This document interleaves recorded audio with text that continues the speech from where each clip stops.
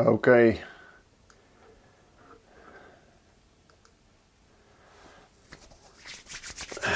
So, oh, hi Hot. Yeah, I'm almost ready, guys. Give me a minute. Good.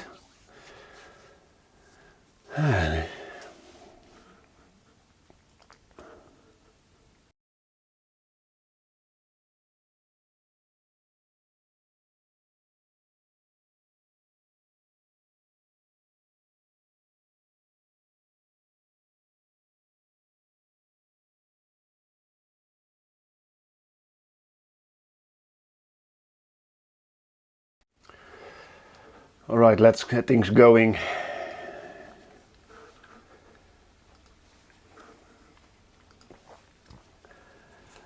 Let's see how this looks for today.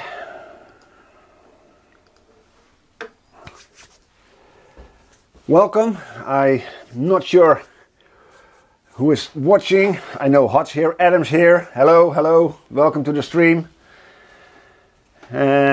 Well, for Hot, I'm sure this is a straight continuation of yesterday's stream. And as you can see, I have everything set up. It's my most elaborate live setup yet. So hopefully everything goes as planned. Hi, good evening, Krister. Nice of you to join the stream. And yeah, I'm going to dive straight into it, if you don't mind. Yesterday, I started cutting all the pieces for the headstock inlay, and I'm going to do, let's see, can we see it on this camera maybe? I'm going to do an Equendor logo inlay on the headstock. So first, I'm going to cut this piece of paper, and I have another camera already set up in focus on the headstock, so later on I can show you guys in more detail what I'm doing. First thing I need to do is cut a piece of paper.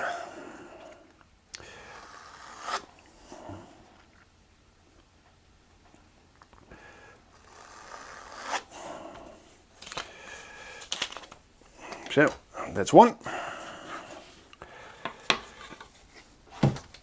Put this aside.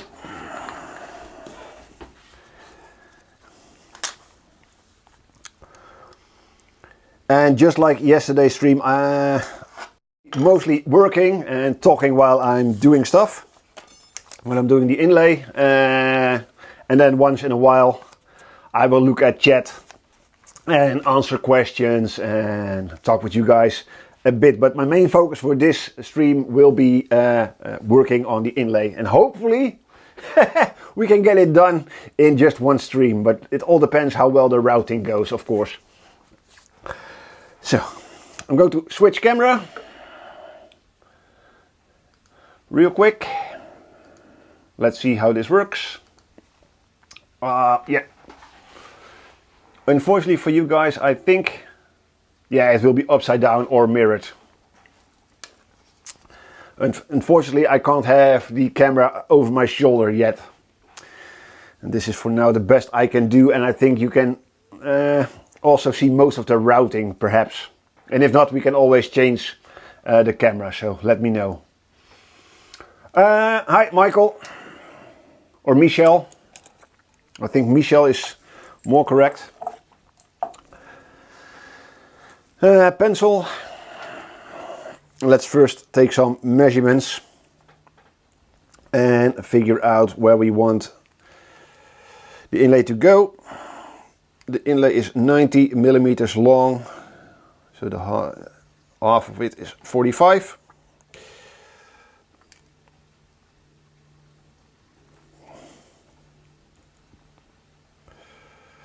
Let's see.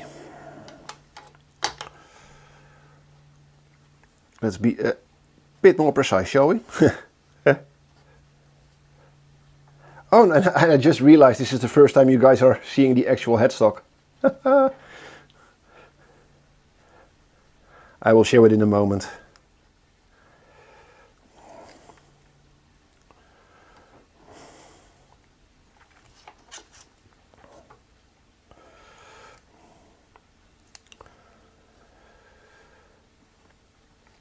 This is the center. And I want my logo to be in the center of the tuner holes. So from the outside to the outside, 36, so 16. No, not 16, 18.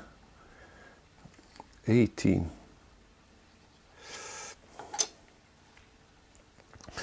I've been working with 8 multiples of 4 and 8 all day in my day job. So it was the entire day 8, 16, 33, 32, etc.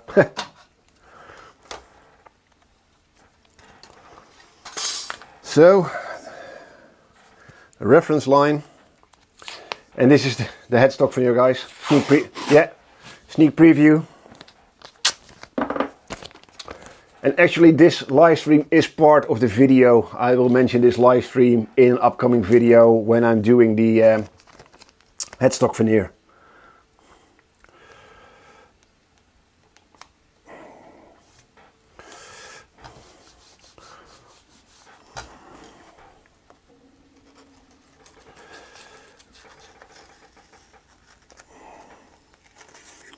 So of course putting down some masking tape to protect the headstock. And I have to remove my glasses again. A bit more light. Yep.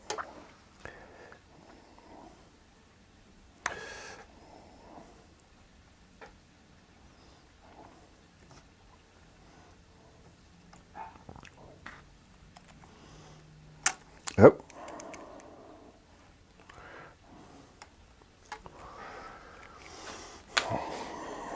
So this will be the center, and let's see. And the orange text won't be included in the inlay. I decided not to. I think it will be too busy otherwise.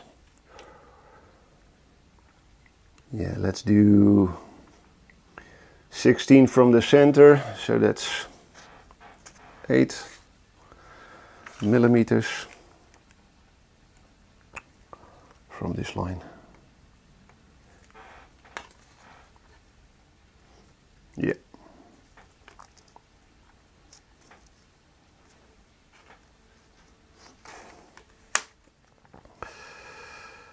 Draw in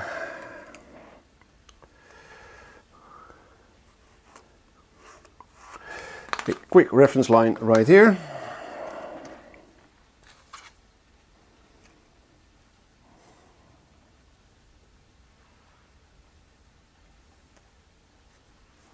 Yeah.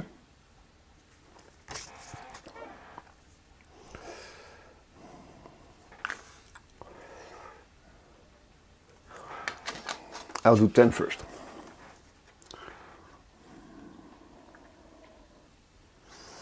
Yeah. Oh, there's a there's the truss rod access channel. So, more here. And one here.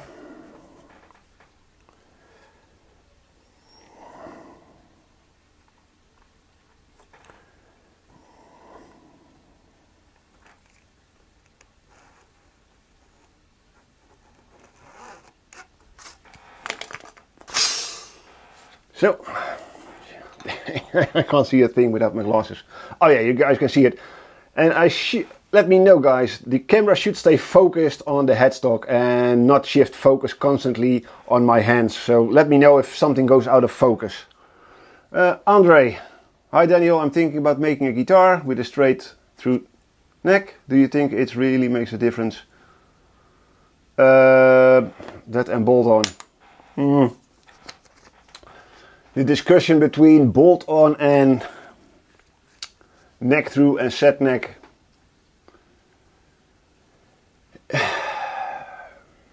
If a belt on is done correctly, I think 90% of the players can't hear the difference. Is that a politically correct answer? If done correctly, but the thing is with bolt-ons, because they're easier and often done in a factory, you don't have to be as precise with the fit as a set neck, and of course with a neck through you don't have to worry about the fit at all, because the neck you don't have a neck pocket.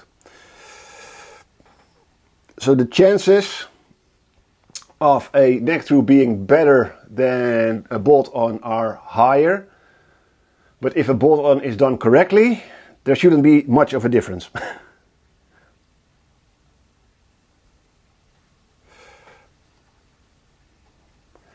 I like a set neck because it's the best of both worlds. It's easier to do, but it gives a more consistent result. For me, at least. I think this will be it, guys. Should I? No, I'm going to.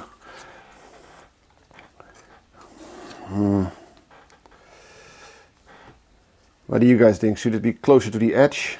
I don't know. I'm going to do it here. So,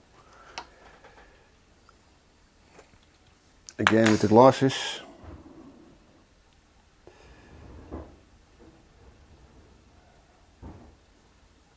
I really can't tell. 2 mils higher. 2 mils higher.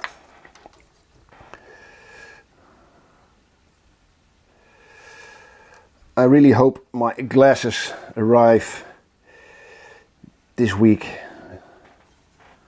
So hopefully we're done with having to change glasses every time.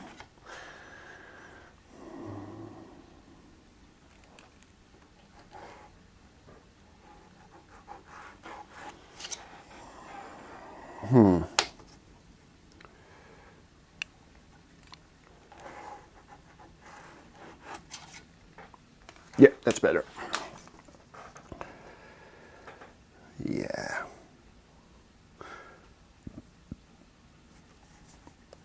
Yeah, not too close to the edge with the D. So this is where I want my inlay to go. And I forgot to include a bit of extra paper on the end to stick this to the masking tape.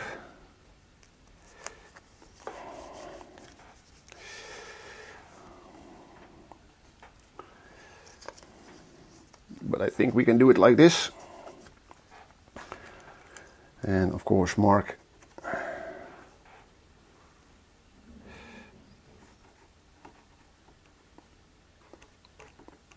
so. Let's quickly mark where the paper is and I can see more. Focus is good. All right, brilliant answer. Thank you. You're welcome. And hi, Papa. Nice of you to join us once again in the madness of live streaming guitar building.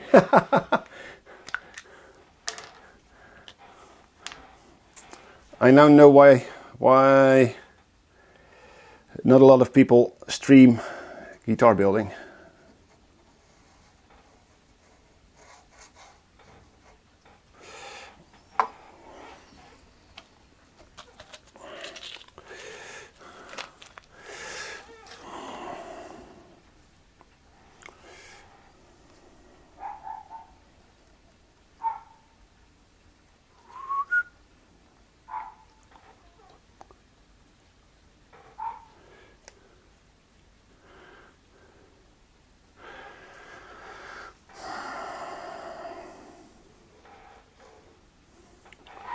Make sure there's enough.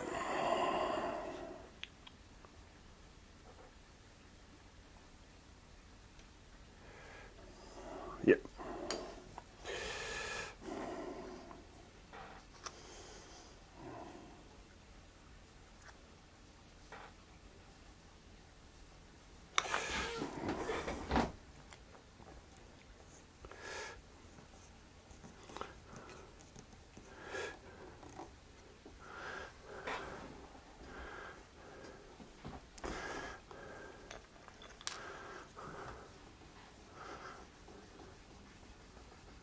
Oh,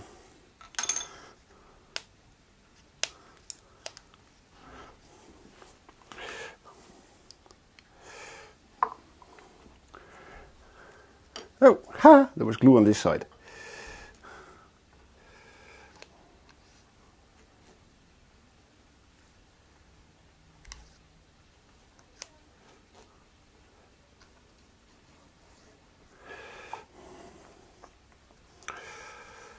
I missed a bit.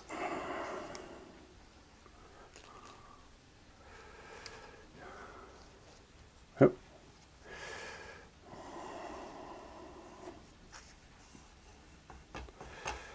Yeah, and it's very important this is stuck very firm, very well to the masking tape.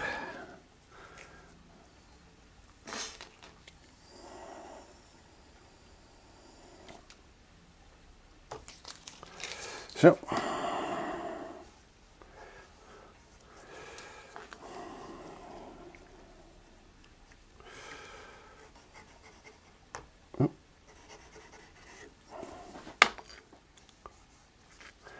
So.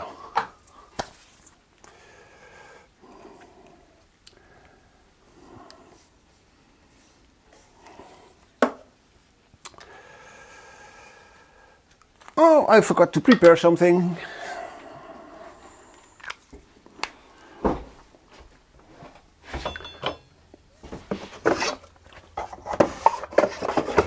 I've done the preparation in my head.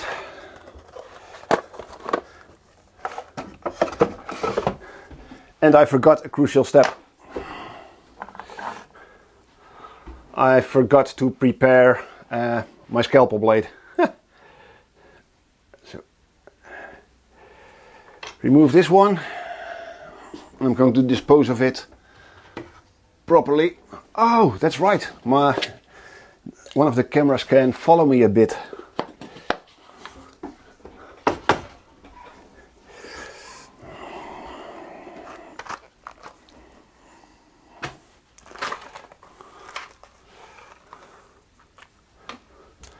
I didn't realize it's a feature in this software on my iPad. It uses the iPad camera, and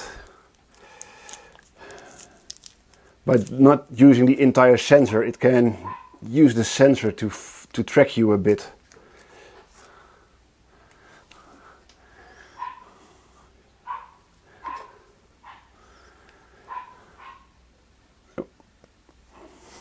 Can you hear my neighbor's dog barking? So, yeah. So, fresh scalpel blade. Ooh. Well, this one, it's a very tiny dog, but every time it's outside, it's barking. And sometimes a bit too much, so I can't film. Guys, I'm going to turn off the secondary camera for a moment. Uh-oh, what's happening?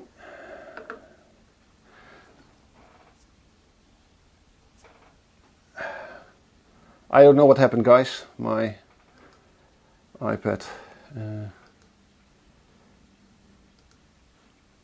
So, am I still here? Still live? Hopefully. Because I have to maybe I can do this. Still here. All right, all right. Let's see. Camera.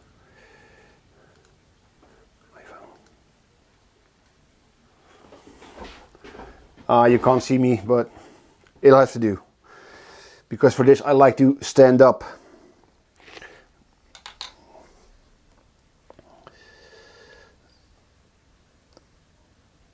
Or usually I would adjust my workbench.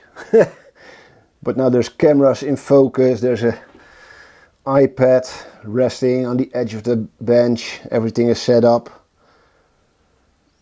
So this adds an extra challenge because I now can't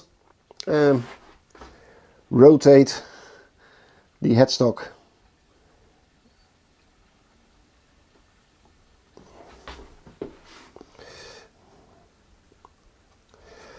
what I'm doing now is I'm cutting through the paper and the masking tape and just a little bit into the headstock veneer. So this gives me a template I can use to route, and if for some reason I lose the template, there still is a tiny line visible in the headstock. And this also helps me to hopefully get a nice and clean cut when routing. So this takes a while, so bear with me.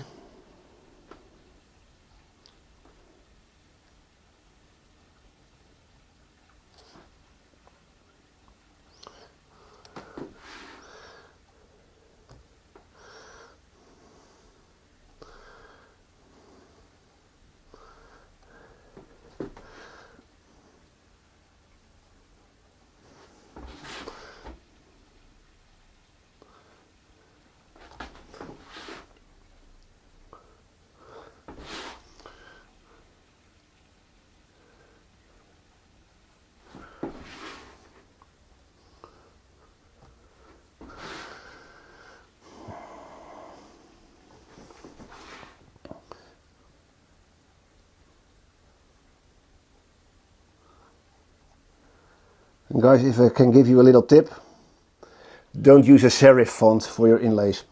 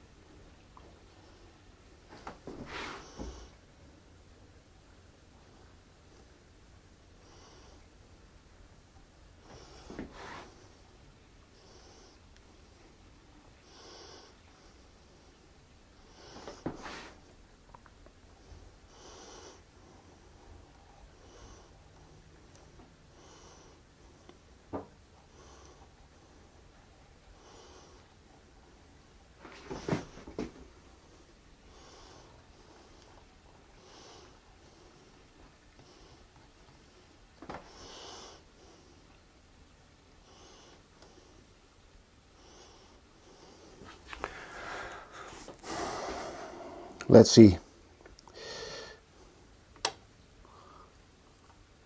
Ah, of course.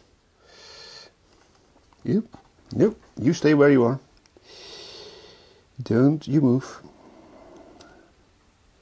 Here we go.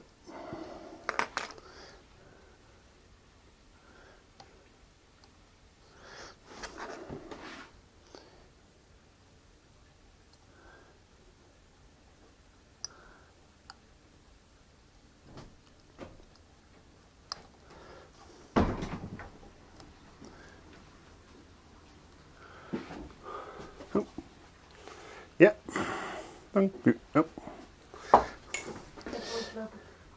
Yeah. So, some fuel.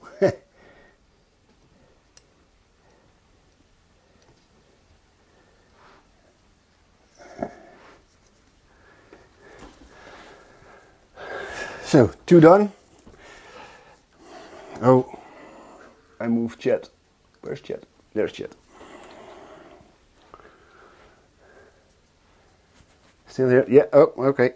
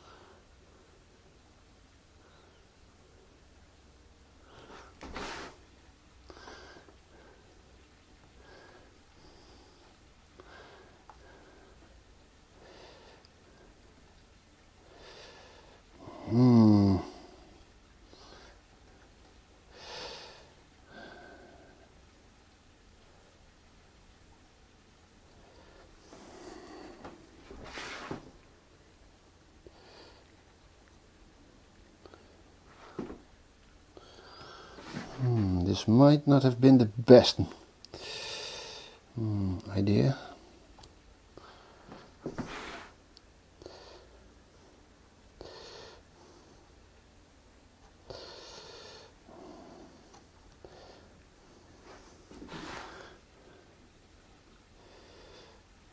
Well, we'll see. It might have been better to do each section of the inlay at a time. So now first do the UN, route it, glue it in. No. No, because you can't level it. No, this is the only way. This is the only way.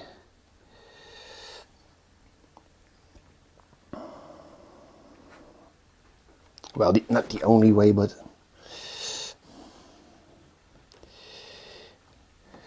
the best method for me for now.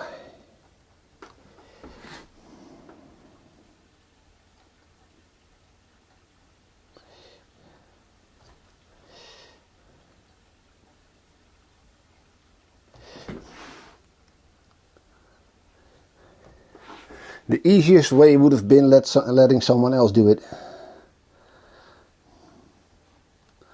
That would have been the easiest way.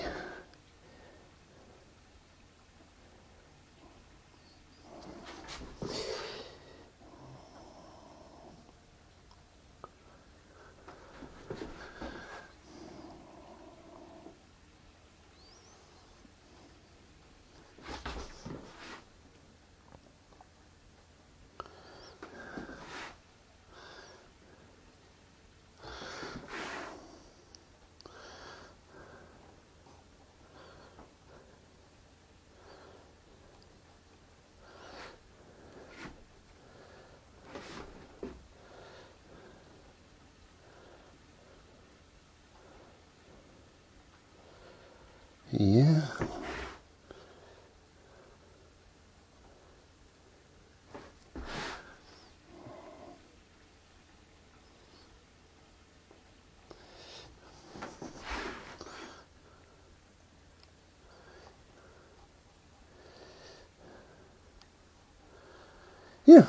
Yeah. Yeah.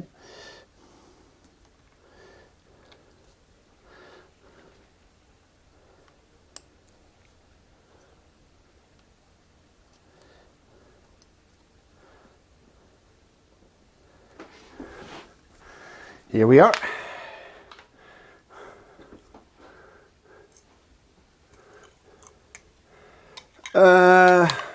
Adam Cohn, how many inlay jobs have I done?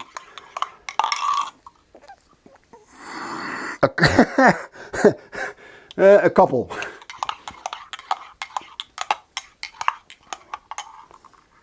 30, 36-ish. Like this. I've done a few more, but like this.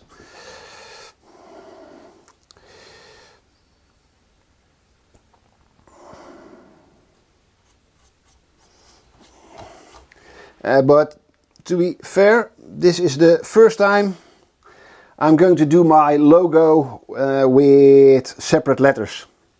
So it's not a one piece. I always did one piece inlays for my Headstock logo. But now with the updated logo and the swoosh or the swirl isn't there anymore and the letters aren't all attached except for the first 4. So I don't know if this is easier or this is going to be more challenging. I expect it to be easier, to be honest.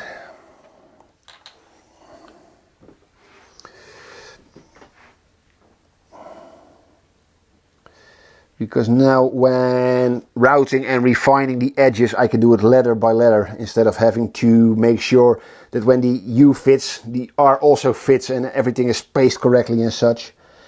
So hopefully this will be easier. But that said, this is also the first time I'm going to route it into alder.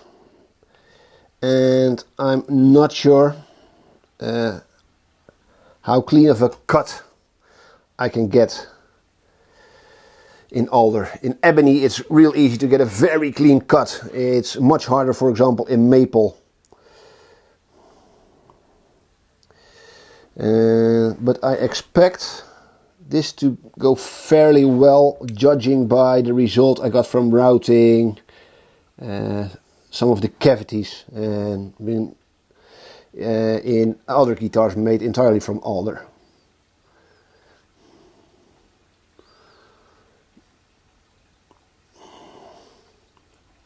I know it cuts very well with a knife, so that's a big plus. I can always use scalpel blades, carver's knives and tiny chisels to clean up the edge if necessary, which usually is the case. I can't recall. Yeah, I've cut this. This line is in, this line is in. Oh, the centerpiece.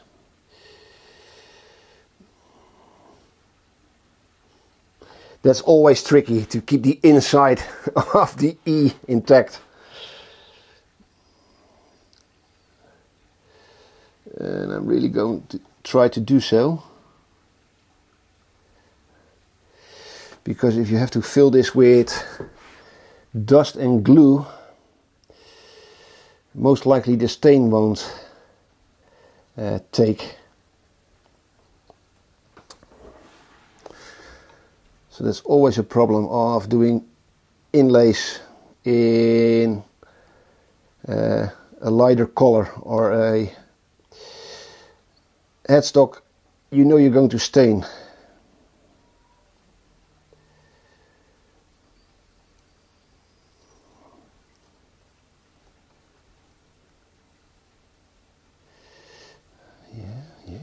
Yeah.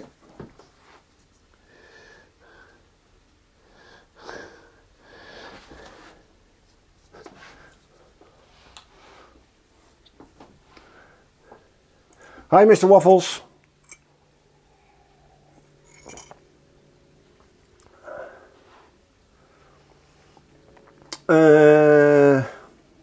Tino van Rijswijk, how often must you change the blade? I usually change the scalpel blade before doing a job like this. So before very precise cutting, and then I can use it usually for some regular jobs. It's usually sharp enough to cut masking tape and such. And then when it's time, if it doesn't dull in between, then usually as soon as I do another inlay, I change the blade. And these days, for general purpose cutting, I use a small carver's knife. And you can resharp those very easily. Usually it takes only a couple of passes with a strop and it's sharp again. And this knife in particular stays remarkably sharp. But it's too thick to do job like this. It's not really precise enough, unfortunately. And this is going to be a tricky one, the E and the N.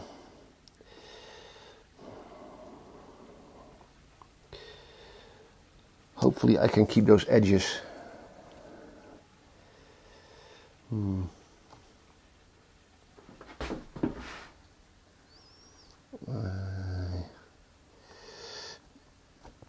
Yeah, I have to see.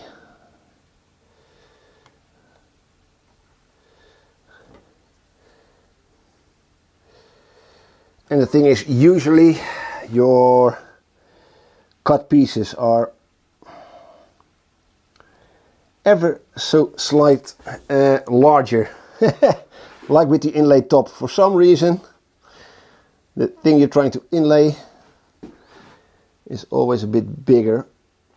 But I don't like scribing around my pieces like you see some do.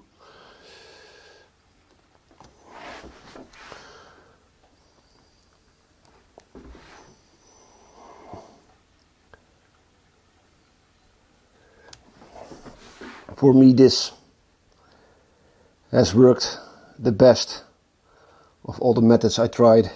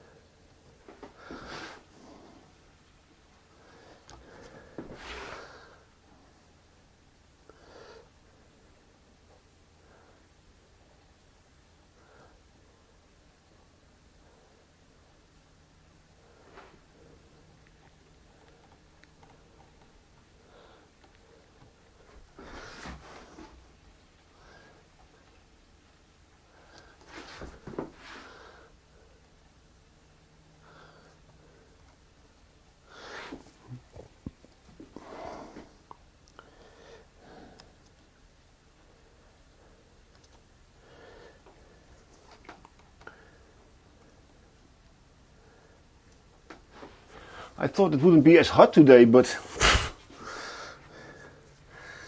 it's still plenty hot in the shed.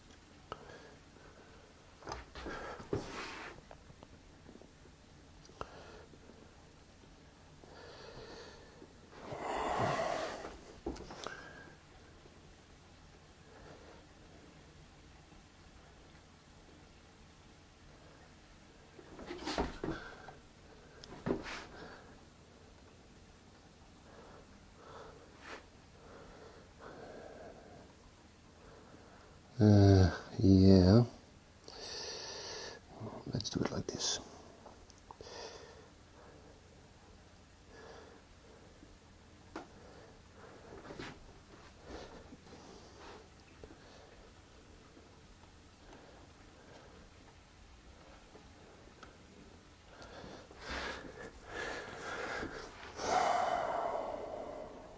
Oh, come.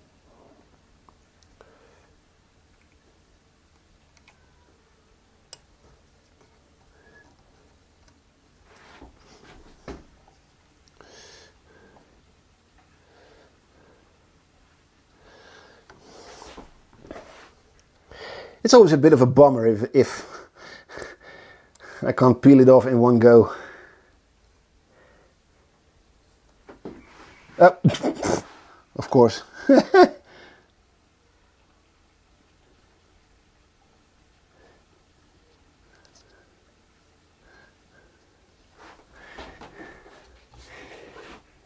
Here we go, and now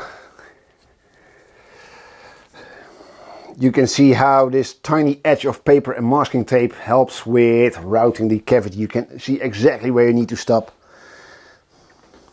Usually.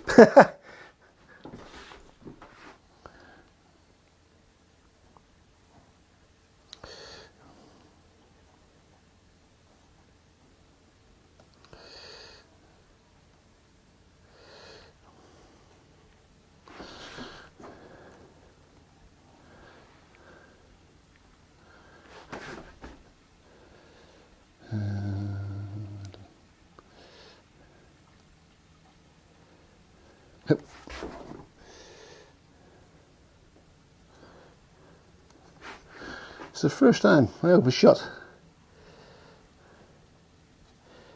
Come on.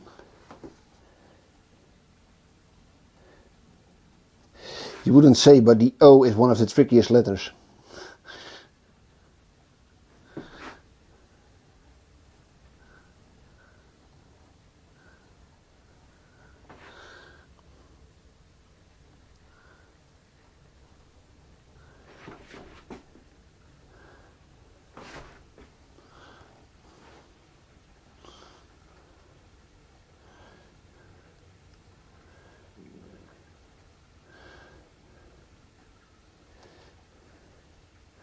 Yeah, here we go. Nope.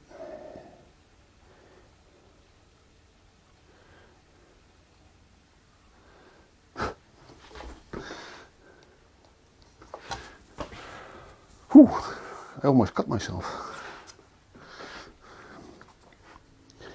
Last one, guys.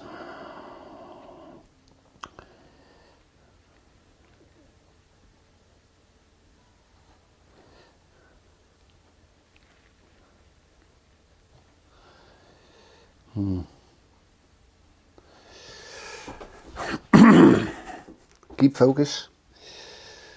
Keep focus.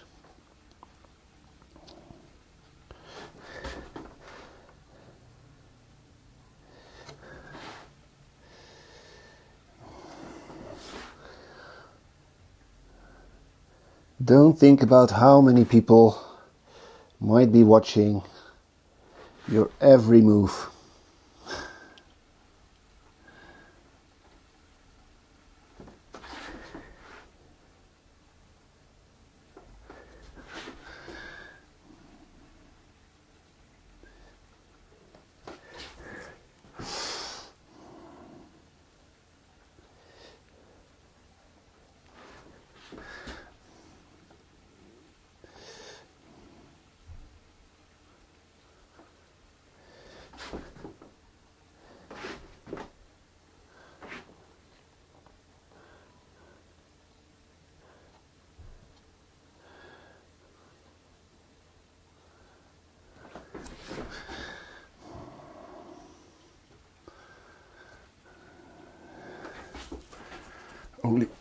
Only the inside left. Here we go.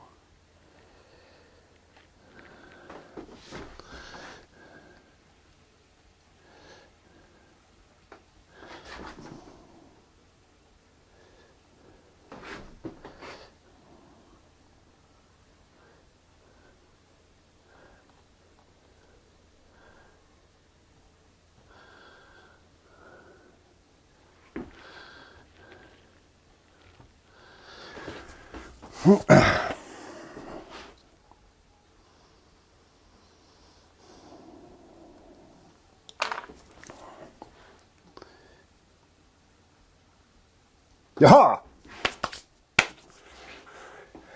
We did it.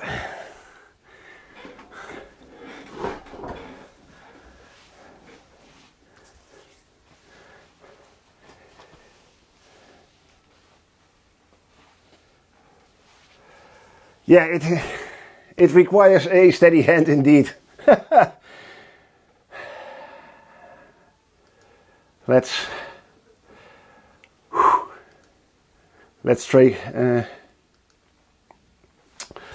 take a break real quick, just a couple of minutes, just to get my, just to catch my breath.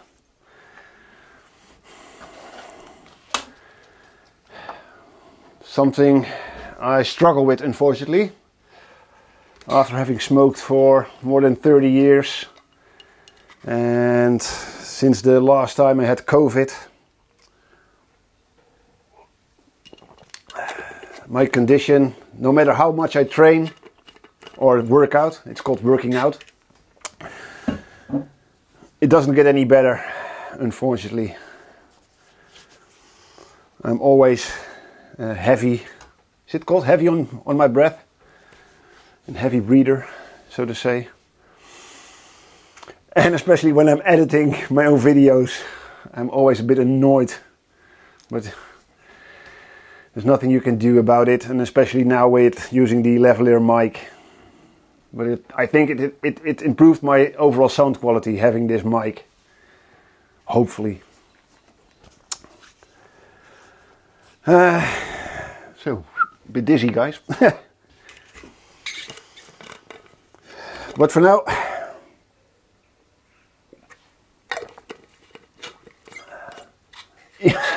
yeah, unfortunately. So,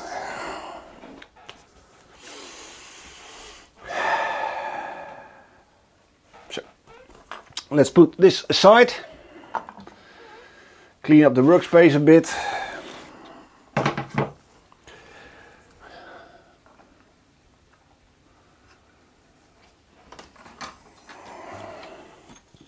So there's nothing distracting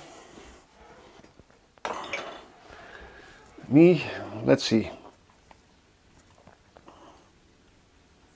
Yeah, I love how I'm managing somewhat to keep things out of frame. I wish you guys, well, maybe you can. Let's see.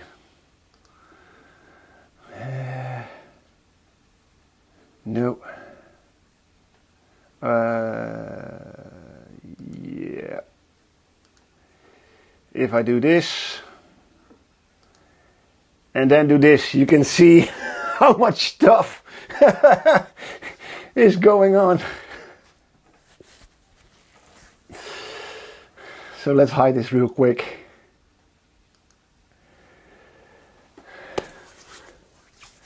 And let's start routing the inlay, guys. Hi,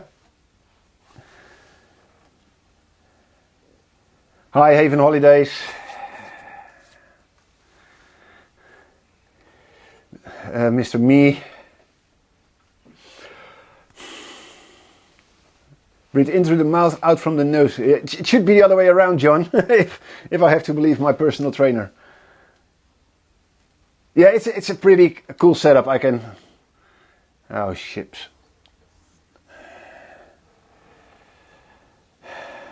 Yeah, it's like an operating theater.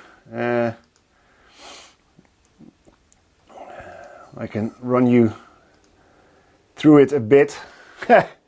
You guys are over there, my iPhone, and switching between the two cameras in the iPhone, you can have a wide shot like this, and the other one is the close-up, and it zooms just around all the other stuff like an overhead light, just a desk light. My main camera over here, it's mounted on a boom arm. Same goes for my iPad right here. You can see all the devices, a USB hub and an HDMI capture card. And there's a JBL sound bar underneath it. So this is my regular video shooting stuff, and the main camera is focused now on manual focus, so it doesn't zoom in and out all the time and blurs all the time on the headstock. And this camera right here is the camera on the front of my iPad. So 3 cameras with literally devices I had laying around. And that's my stream setup. And the iPad isn't ideal. What I like about the iPad, it's dust proof and such. You can throw it around and it's not as fragile as having a laptop or a real computer, for example. There's no fans, there's nothing in it. And it's easy, and I can use a USB wireless mouse to control it, or I can just tap it. So yeah, this is my setup. and I have to share the screen with chat. So, have I ever seen any musicals? If so, which ones? I've seen a few. Of course, Wicked. Not Saturday Night Fever, Dirty Dancing, I think. Little Shop of Horrors I've seen. I think I saw the Phantom of the Opera. I've played in the musical, 2 to be exact. Unknown musicals, just in a local theater. I've been in a theater group when I was in high school. And I must have seen a couple more, but I can't recall, it's been a while. So let's go back. Let's go back. No, not in the Dutch theater. No. For some reason there's a screen right here.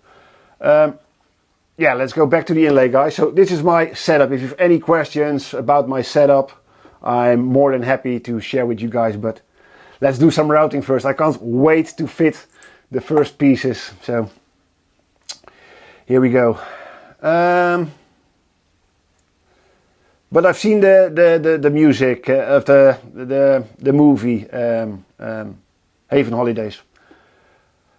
Let's switch cameras once again. Let's go to the overhead camera. It should still be in focus, I hope. It looks like it.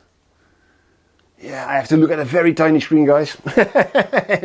and with my poor eyesight. So I'm going to take off the glasses. I have my Dremel set up. Let's see, how can I show you guys? Maybe like so. I have my Dremel set up with a 0.8 of a millimeter router bit with a tiny bit of masking tape to act as a fan to blow away most of the dust.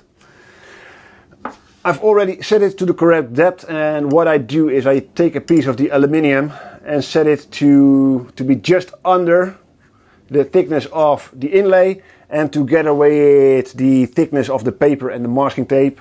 This should leave the inlay pieces sticking out just proud above the headstock. So hopefully I don't have to sand too much when the inlay is in.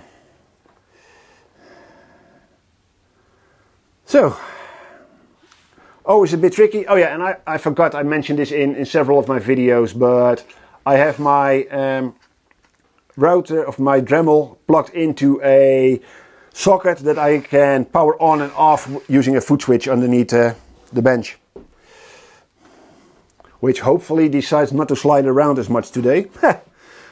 But yeah, here we go. Oh, and if this noise is too annoying, guys, I'm going to turn the volume down a bit for you, and otherwise you have to regulate your off volume, unfortunately. Here we go.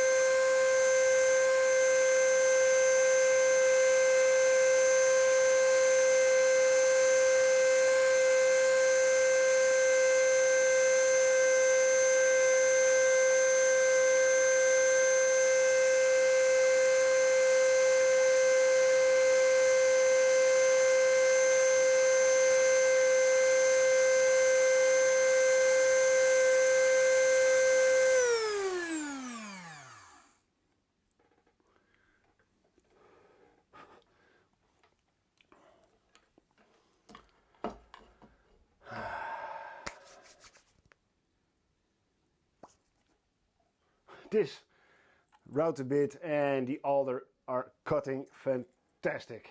Oh, let's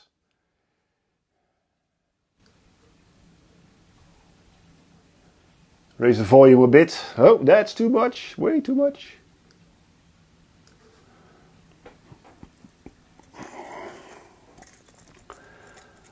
It's cutting fantastic, guys. Any guesses? First try, first fit?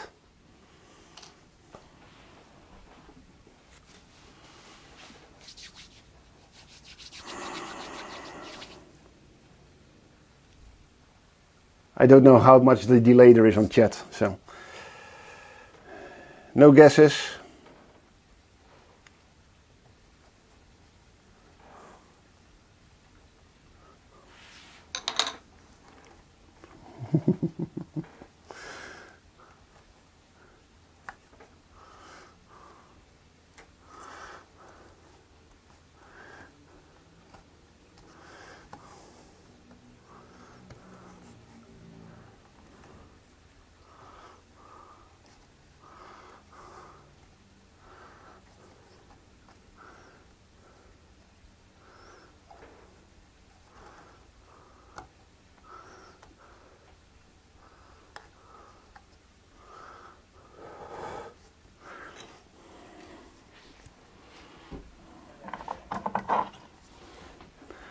Almost, guys.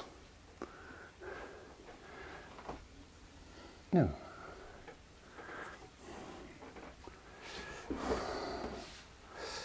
I hope I'm still live. I don't know. I can't check.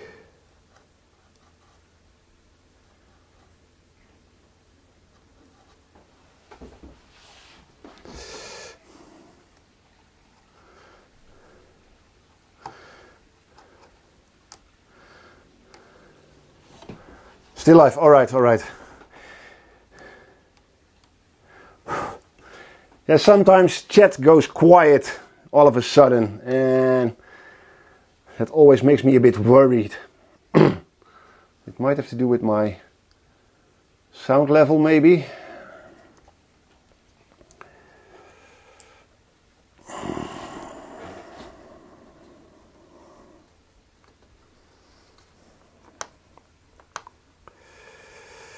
I think I can get the U in.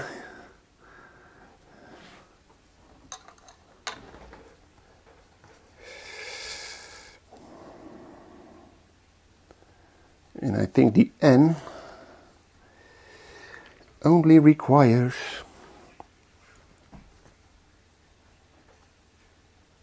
yeah.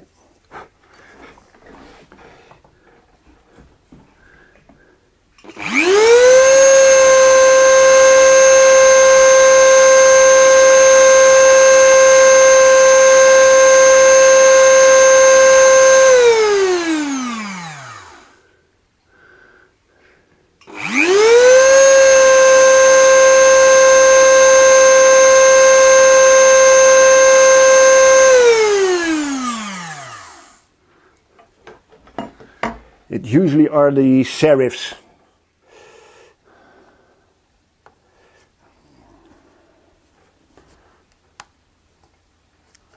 Yeah, also for the up here for the U.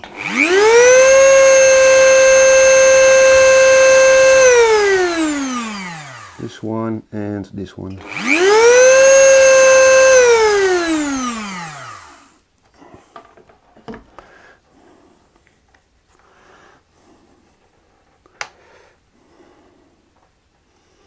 This fits, this fits. Tiny bit down here.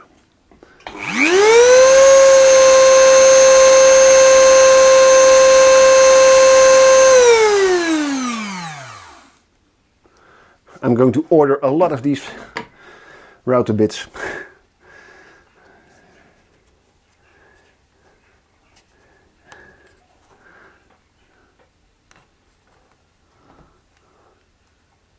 It's fantastic.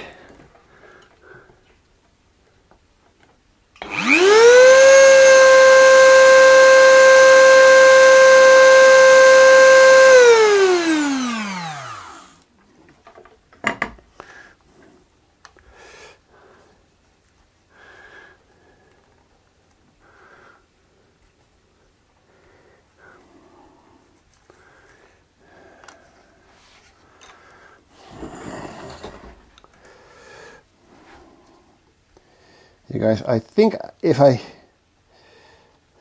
tap it with a hammer, it goes in.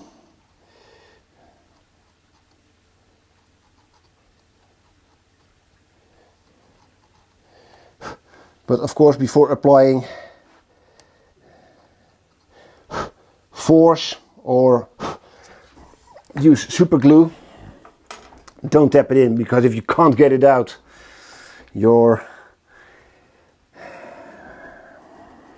you won't be happy.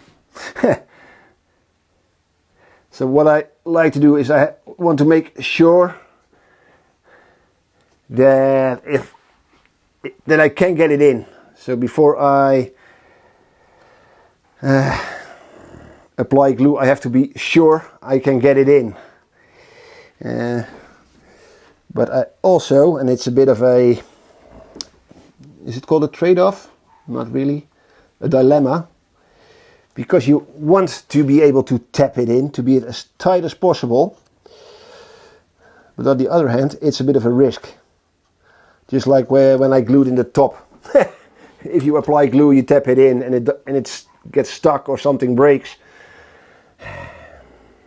you won't be happy.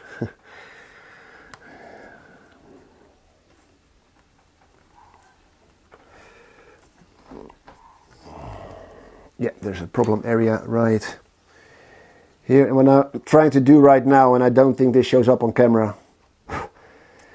I'm pressing it in, or I try to press it in, and where it doesn't fit exactly, there will be a little dent in the paper.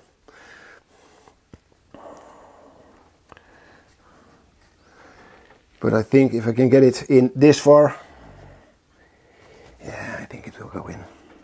I'm a bit worried about this part right there. So I'm going to take my scalpel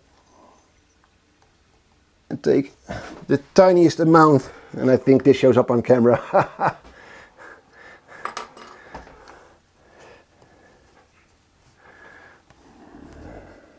Yes. Yeah, I can get this in. This one fits. All right, next. The U and the N will fit.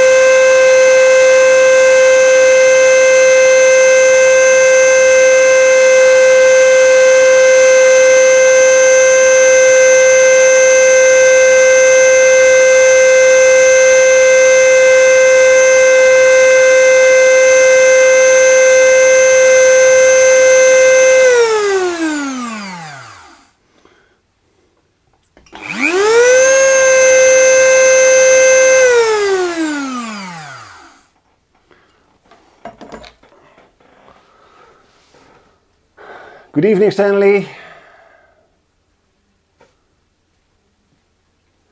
Adam, to some extent. To some extent. The very thin parts will bend a bit. But that's also a problem. Because you can't hit it too hard because of it. So sections like between the Q and the U, of course that will bend. And this part of the U will bend also. So that's something to be very careful about. Yeah, the Dremel is a noisy beggar.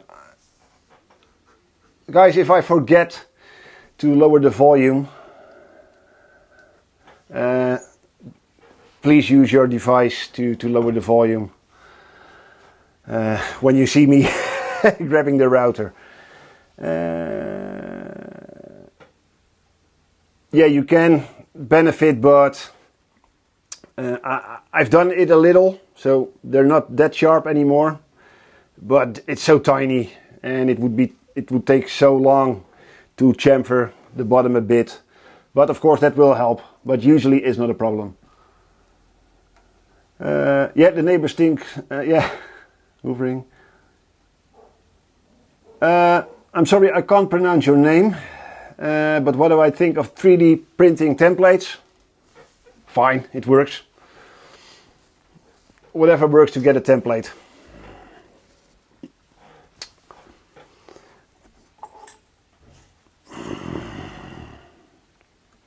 I don't have problems with 3D printing, CNC routing, or laser engraving or laser cutting. I'm very interested myself in laser engraving and laser cutting.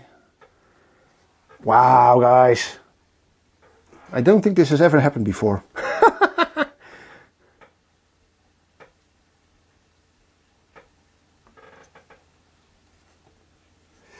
I have to be very careful. I think this section near the U can benefit. Yeah, now it's this is what I mean. Now it's stuck in there.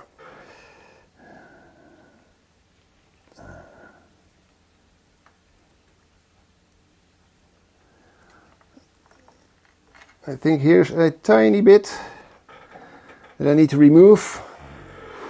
So guys, Dremel, I will give you a heads up.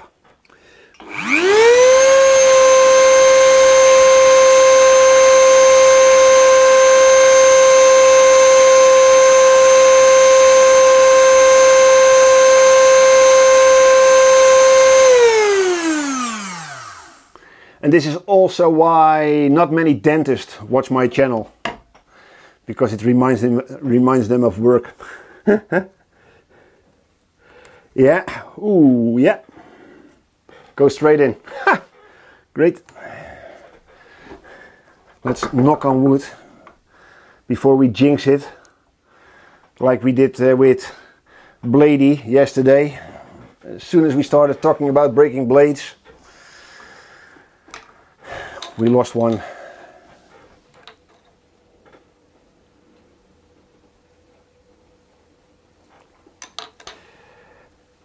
Now, one of the most tricky letters, besides the O, the E.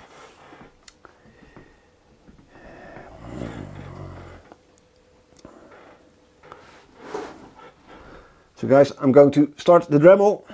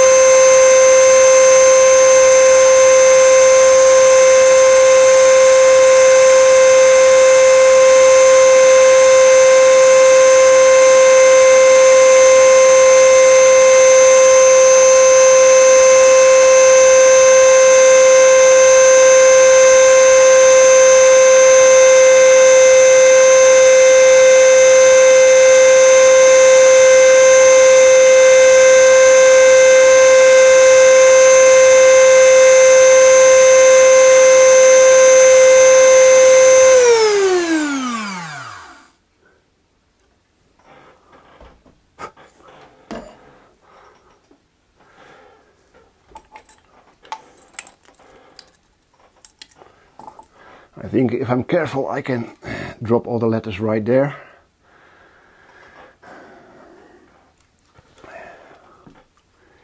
Ding ding ding ding ding ding ding ding ding ding ding ding ding ding ding.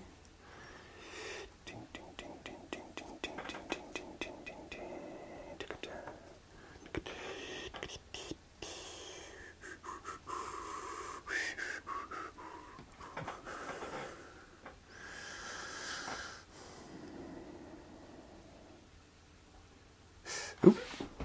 Come on.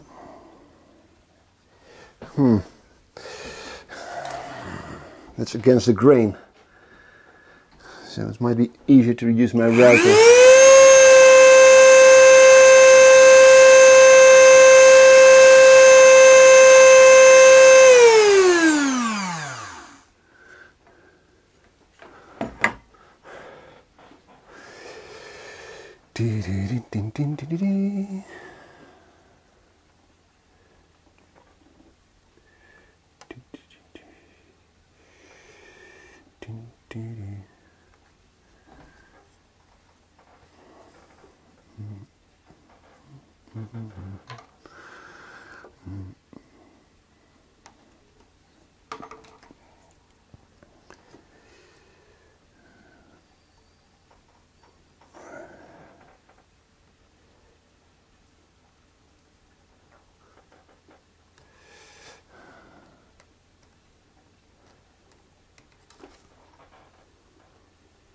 Ooh,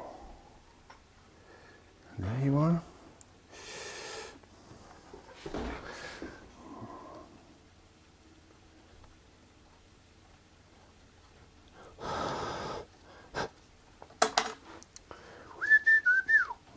Nope.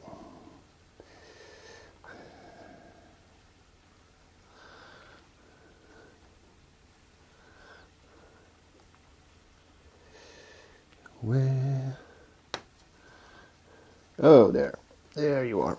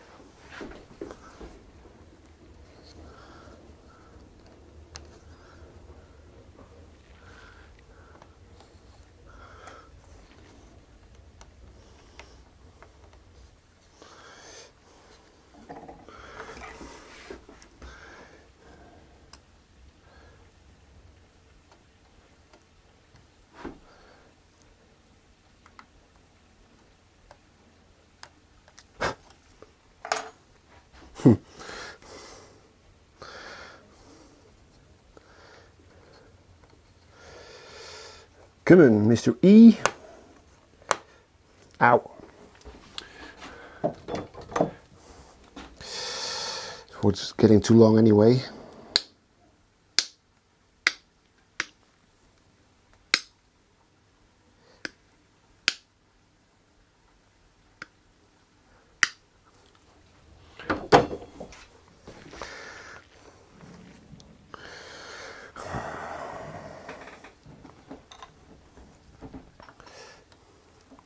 And guys, this is what it takes to do an inlay. It's this.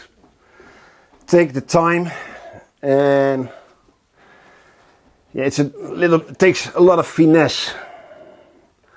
Don't rush it. If something doesn't fit, don't take out your Dremel or your router straight away and start routing willy-nilly. Really identify where the problem might be and take the correct course of action. I think there might be a tiny bit to remove.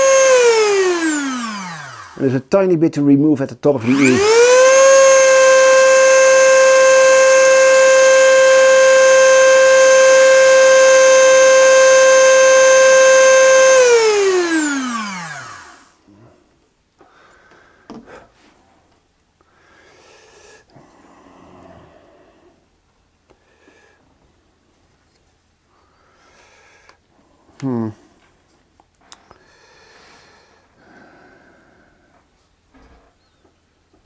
Where do you get stuck?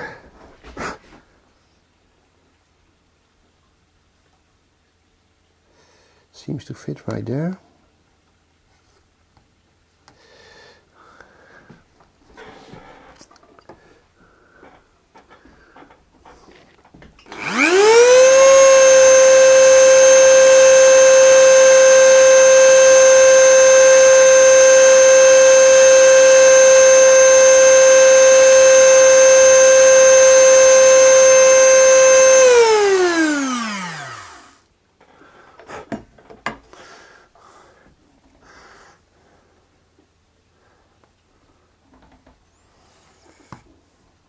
Yeah, it's you. It's you. It isn't me, it's you.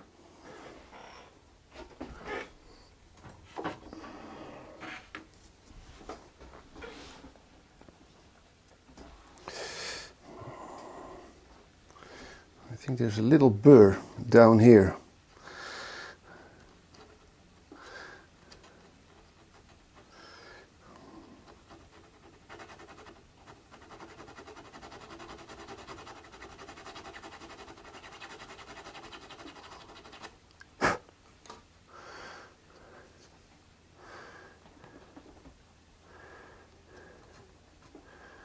Yeah.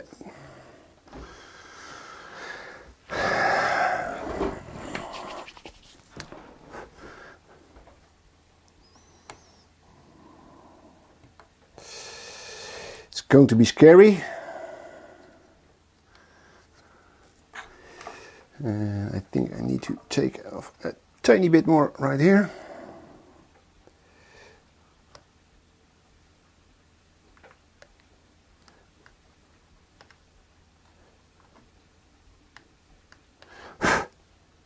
Yeah, next. Let's see. What size bit? It's 0.8 of a millimeter, so just under 1 millimeter.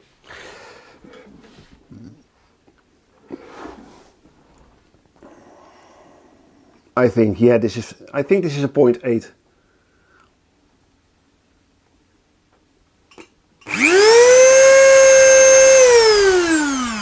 Or maybe this is a 1.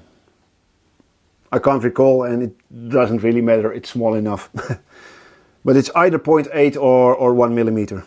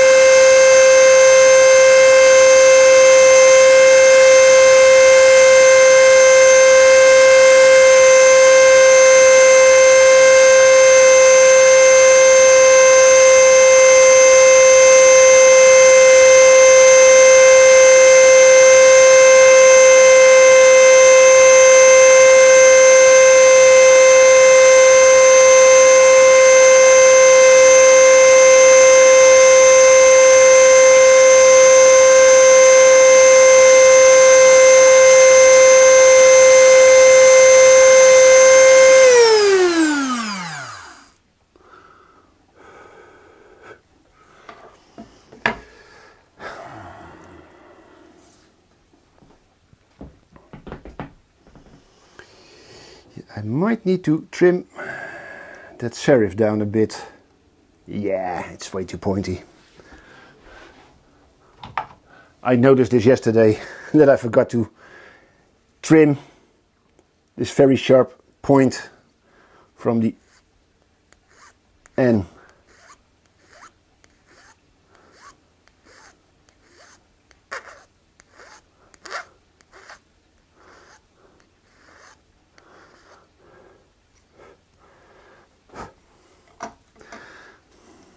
Yeah, much better.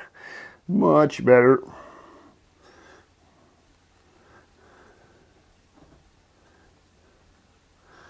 And still, yeah, all right. Yeah, it needs to fit there. This fits. and I could spot it catching right there at the curve. And this is always tricky to do.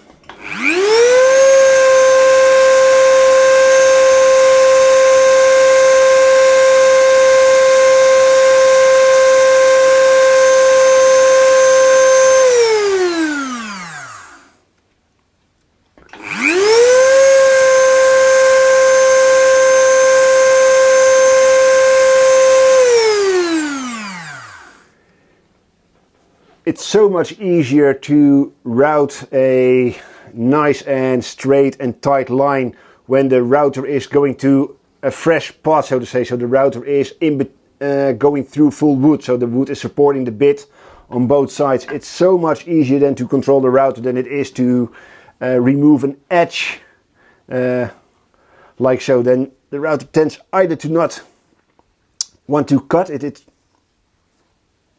Usually it's you that's too scared to touch that little edge, and if you go in the wrong direction it will pull itself into the wood. So it's always much easier to do a nice straight tight clean line when you're going through for the first time.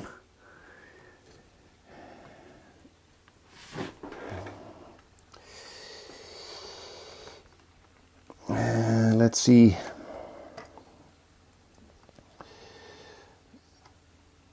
There's a tiny bit here, and again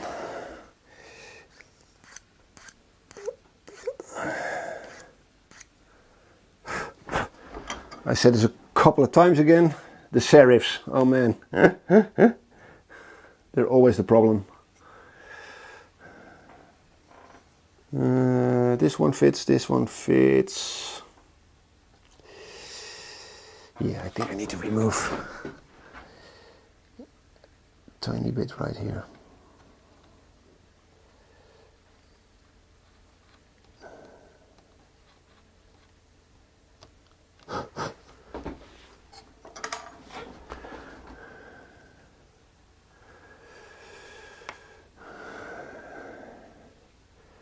I don't want to remove that one.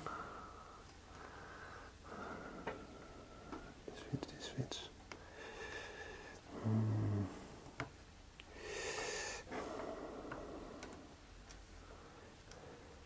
Yeah.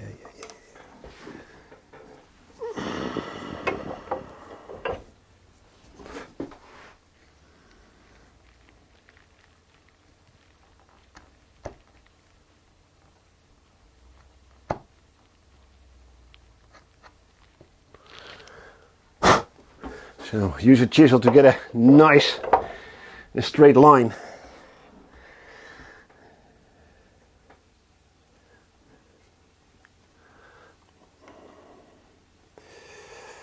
Yeah, I have to remove some material. No. Yeah, no. I don't wanna.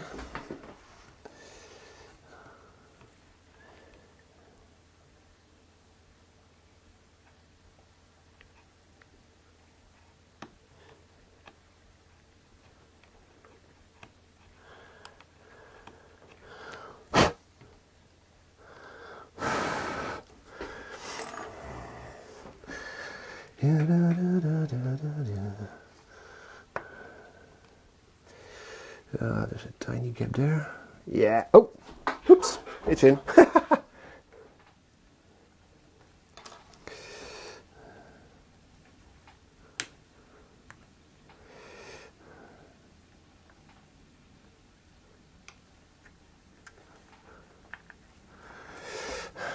Wow, this is going much quicker than I thought.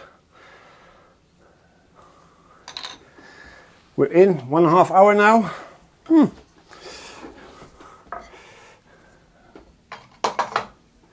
Knock on wood, but again, so far so good. Let's see, messages. Nice. Yep, here we go.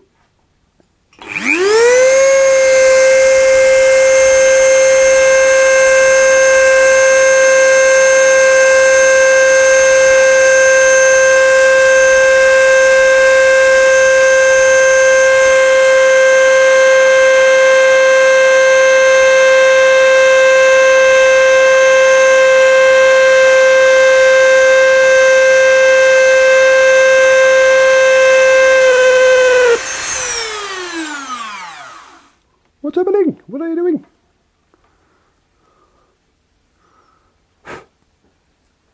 Oh, I think hopefully this was all that happened. I lost my little flag.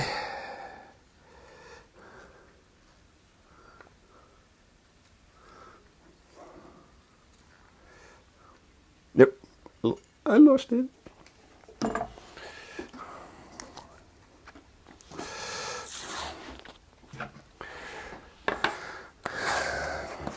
Let's make another.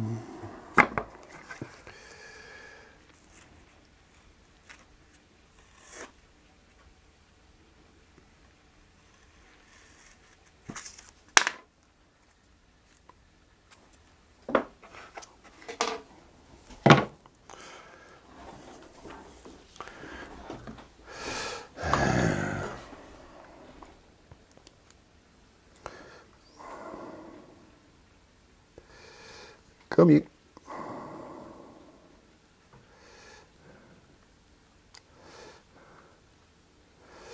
But I have a feeling something else happened.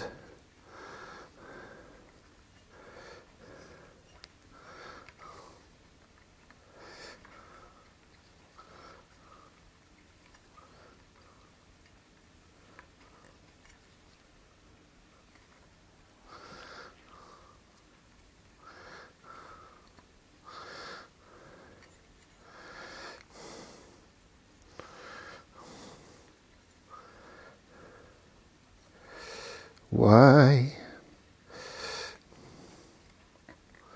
I think I jinxed it, guys. I jinxed it.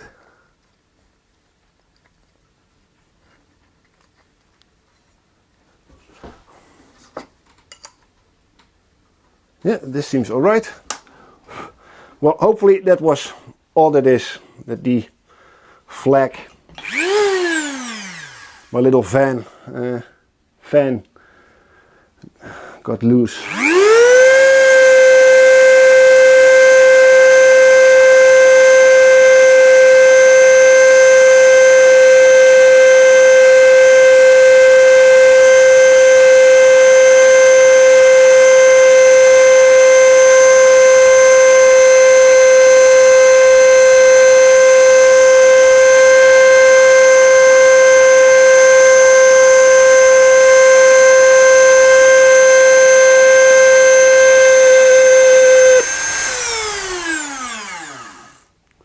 Well, then I'm going to try without.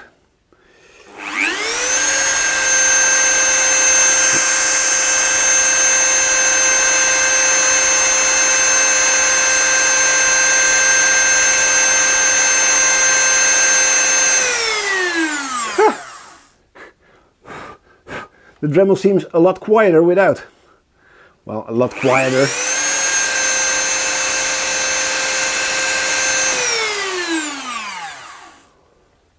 Not as loud.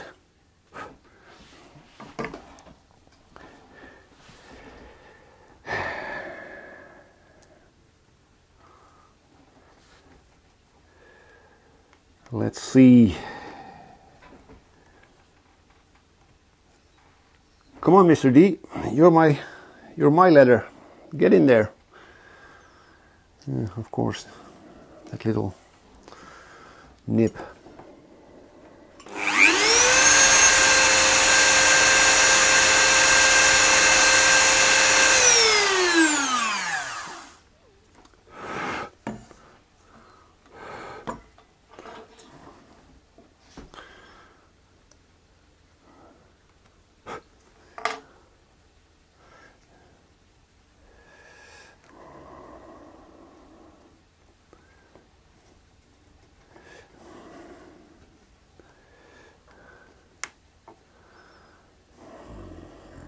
No. Oh, whew. It's still in there. It's still in there. Right.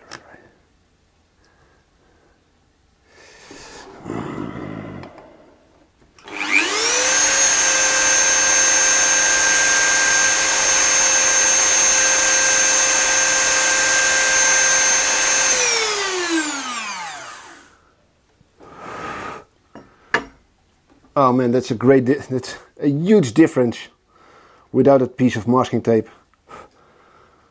Now there's all the dust sticking in the corners of the inlay, or in the English cavity.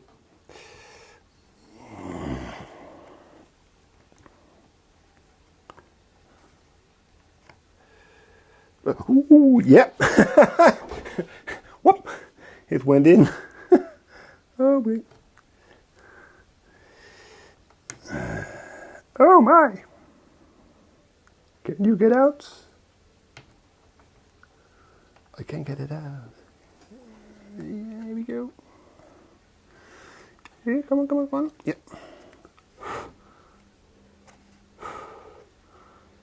Ooh.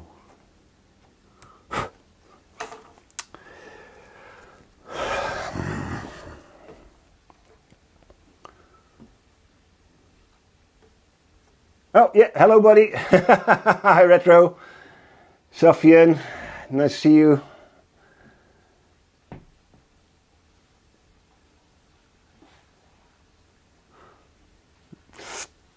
Yeah, well, so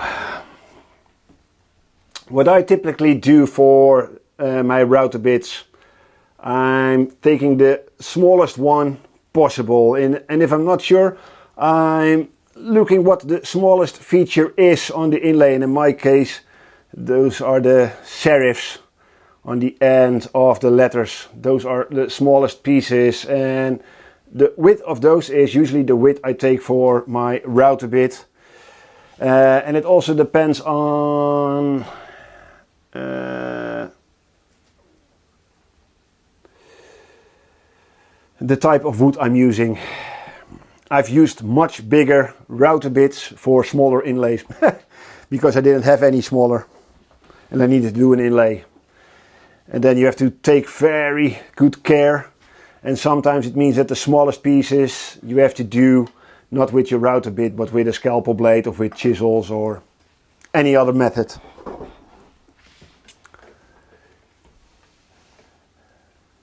Krillapile, thank you very much for subscribing.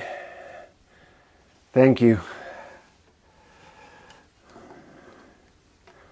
Oh, that's a shame. I can't hear the notifications. I can see them on screen, but I can't hear them. Oh, that's a bummer. But thank you very much for subscribing. Yeah, guys, if you happen to come across my stream and you're watching this and you like what you see, yeah, go check out, after the stream of course, go check out my other videos and subscribe to my channel if you like what you see, so you can follow along with the rest of this build. It's an entire series I'm doing currently. And I thought, well, instead of shooting this as a video, why not do a live stream so you guys, for anyone interested, can follow the entire process, because I have to cut it all down when I'm doing this as a video, and I know that a lot of you like to see the entire process, so that's why I mix it up now with live streams for the things that I think are interesting to stream. So 2 letters to go, guys.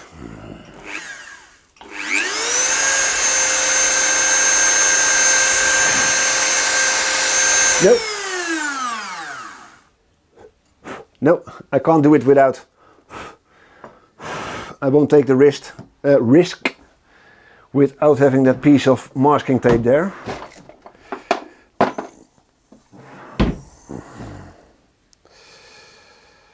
So I'm going to take another brand of tape. That might be, usually is a bit more sticky.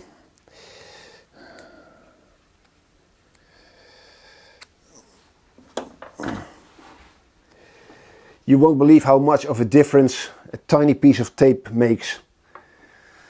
But I don't want to remove my router base because it has the perfect setting right now. And I don't want to mess that up. Come on.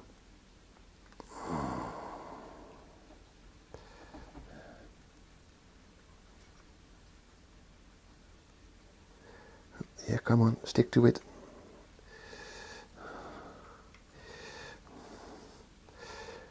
And it's strange, I have bits with pieces of masking tape on them for years. Yeah. Here we go again.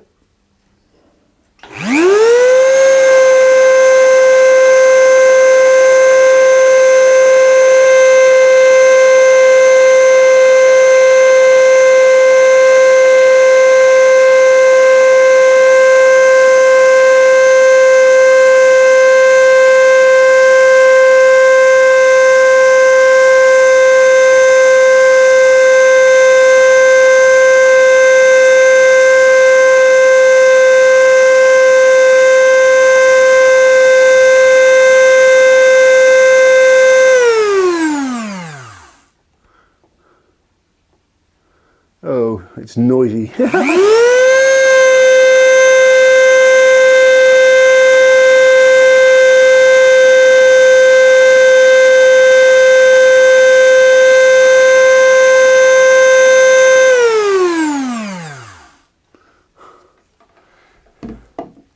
It's such a difference in noise with or without the masking tape, but it makes such a difference when it comes to the dust.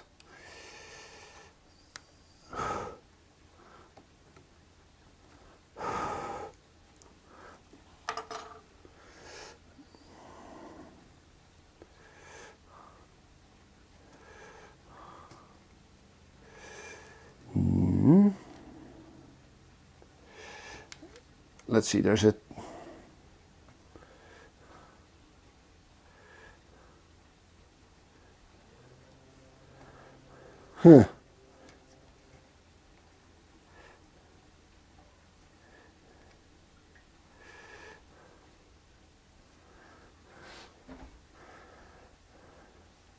it fits. It's wow. Just a tiny bit up here.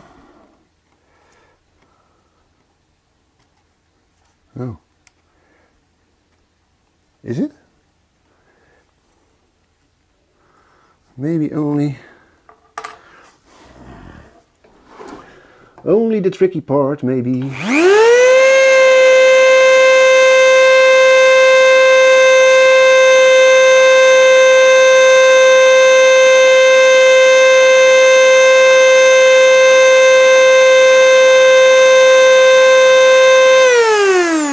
Woohoo!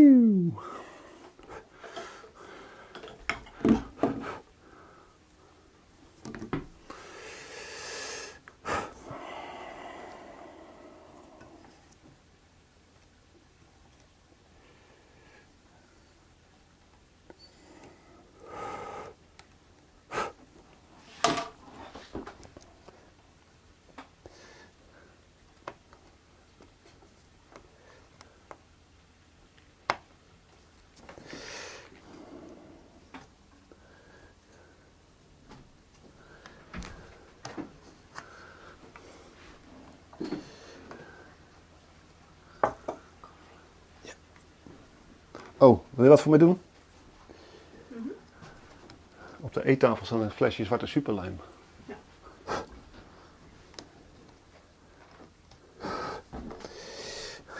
A bit of Dutch for you guys. If you could hear me.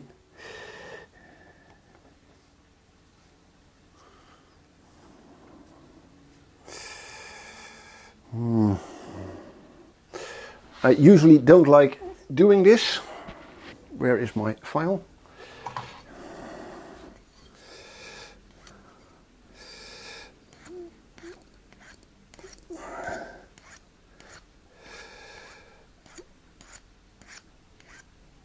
But where it's catching is between the O and the D on this very tiny piece that's still there.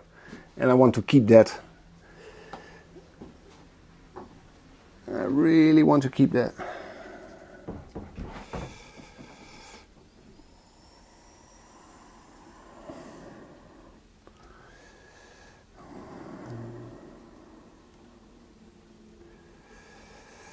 I think it almost fits.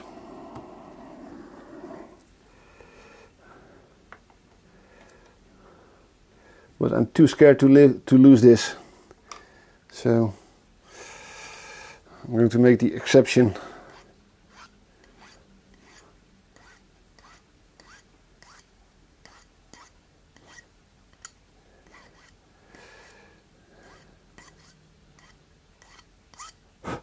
And this is a very fine file, so it's even finer than my diamond files.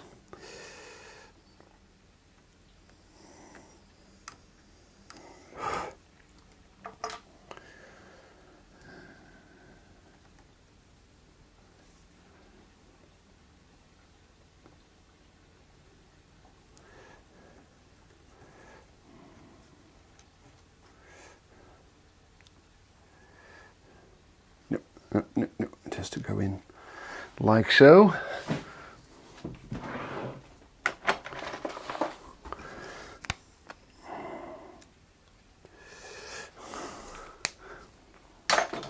Put a black dot on it so I know what the top is.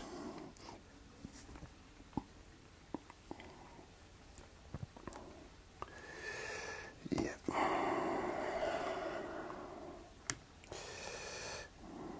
Ah, that's a shame. There's a tiny gap here, which is usually the case for some reason with the O. And if I do it the other way around,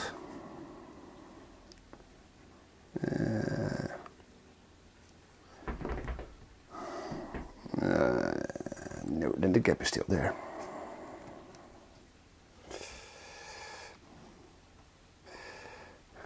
I told you guys the O was a tricky letter to do.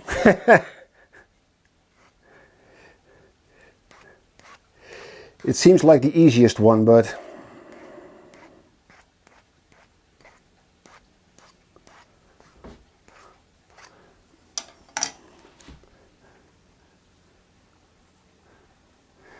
I think that's because of the continuous curve and the oval shape, that you have to be perfect, because you can see any deviation, any inconsistency, it shows. If there's a tiny bump or a hump or dip, I always call it a hump and a bump, but a dip or something, the human eye picks up on those things very easy.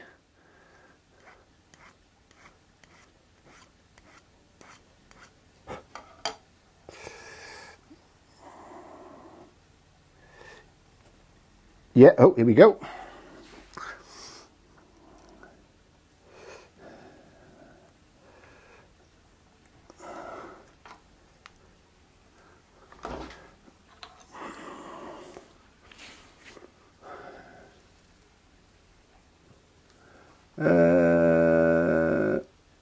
Michael. Okay, yeah. Watching is learning, I agree.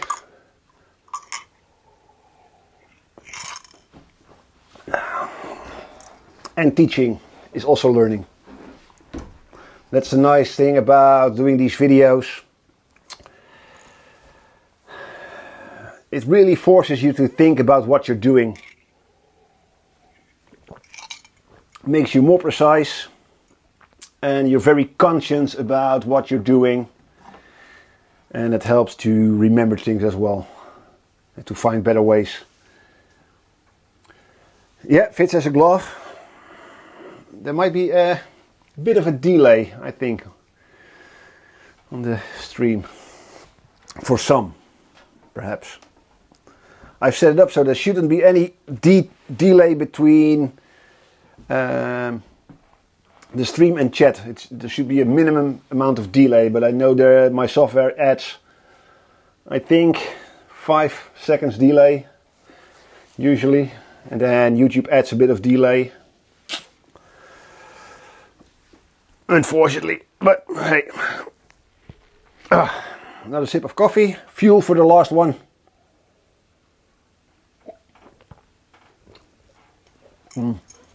Just finish it. So.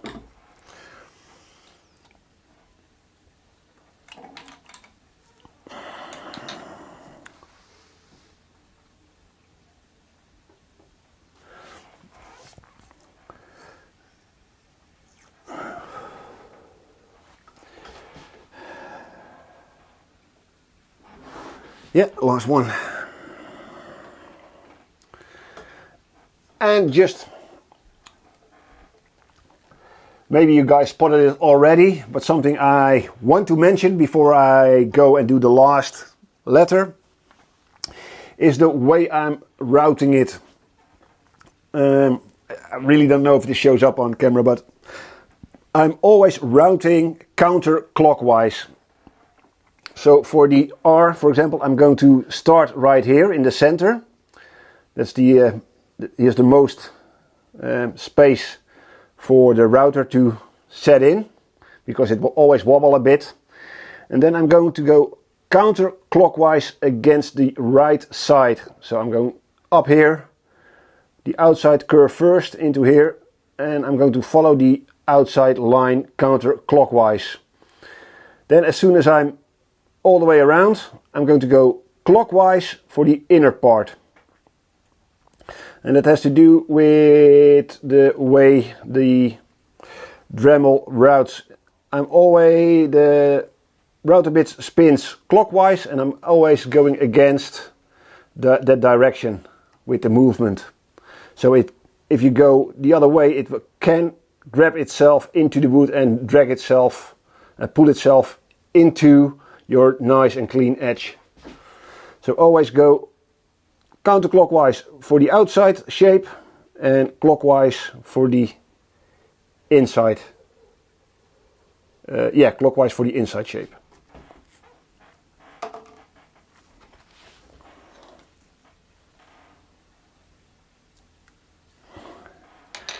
So, here we go.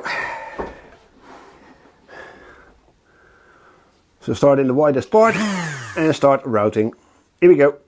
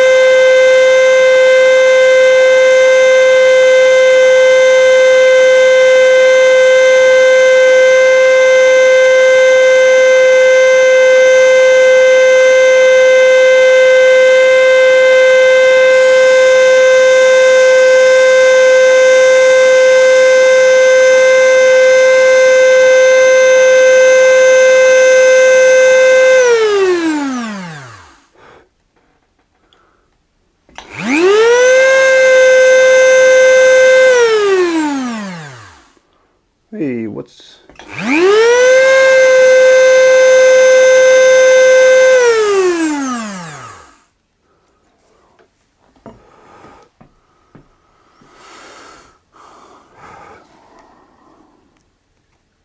oh, lucky number me.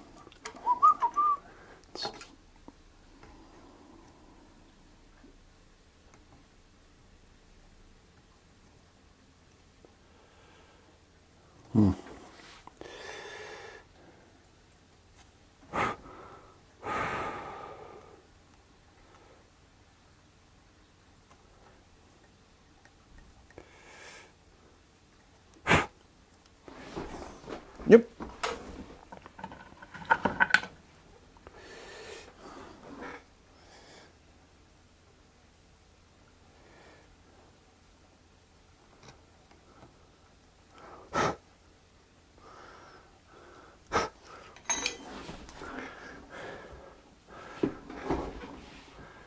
Fingers crossed, guys.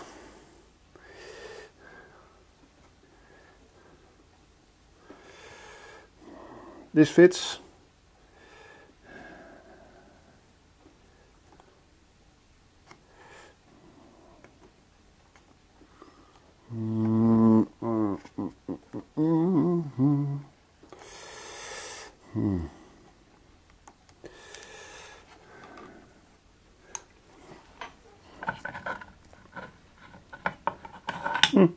I can't see my tools.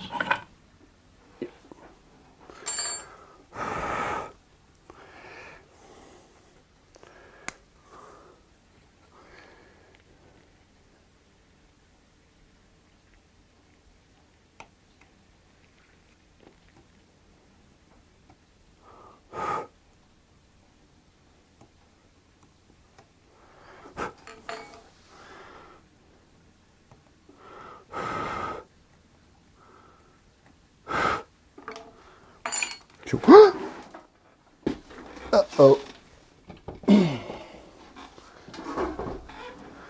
Oh, it was the O. It was the O.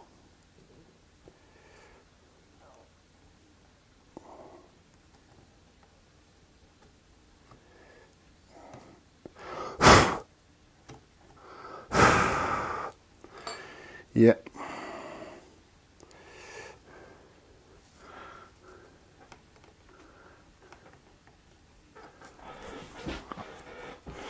Like that cavity was made for this R. Unfortunately, we lost a tiny bit right here.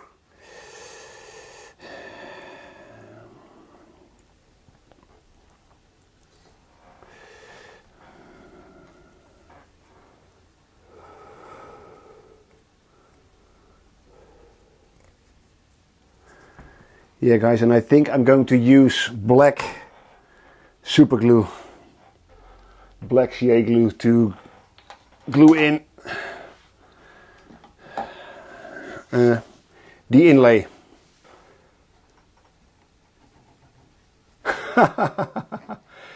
Yeah, I've heard that name before, Mr. Waffles, Ned Flanders. I don't know where it's from.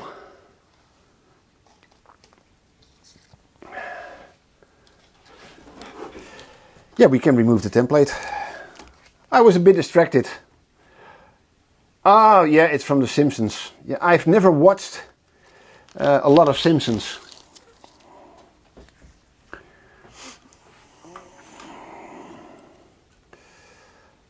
I've seen the occasional episode, but...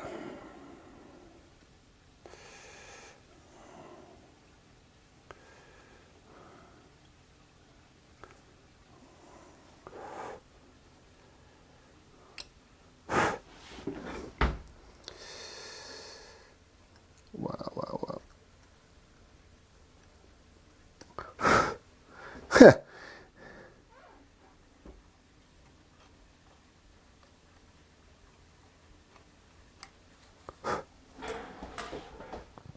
It looks much cleaner without without the paper. Nope. I don't need this one anymore. So I'm going to put this aside.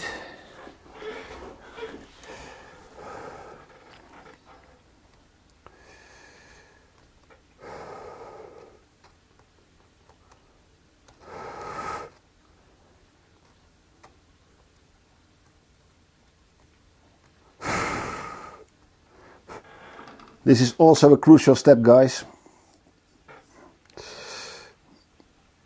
Trace everything, make sure everything is nice and clean, that there's no hidden pieces of debris or, how do you call it, stuff sticking out, like in this corner. Yeah, you can, I don't think you guys can see this, this is so tiny.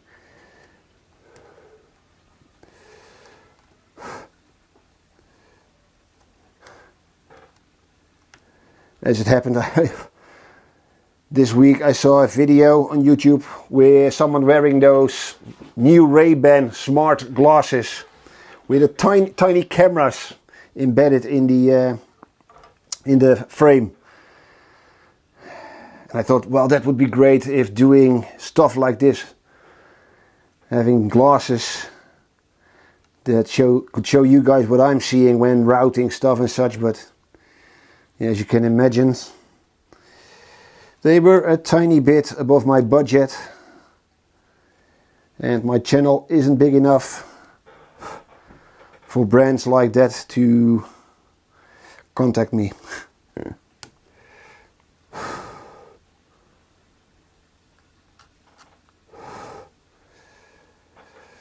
Maybe one day.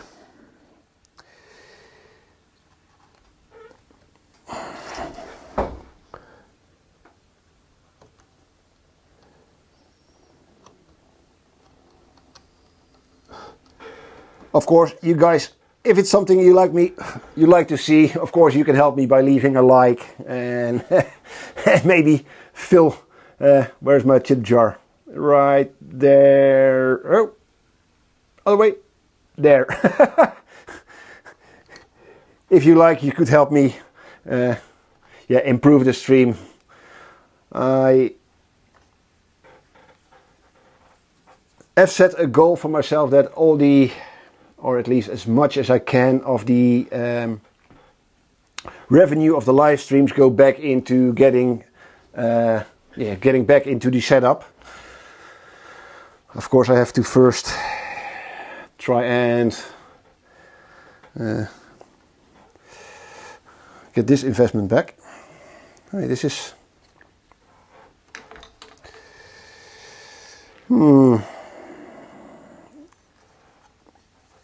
still there needs to. I still need to remove a tiny bit.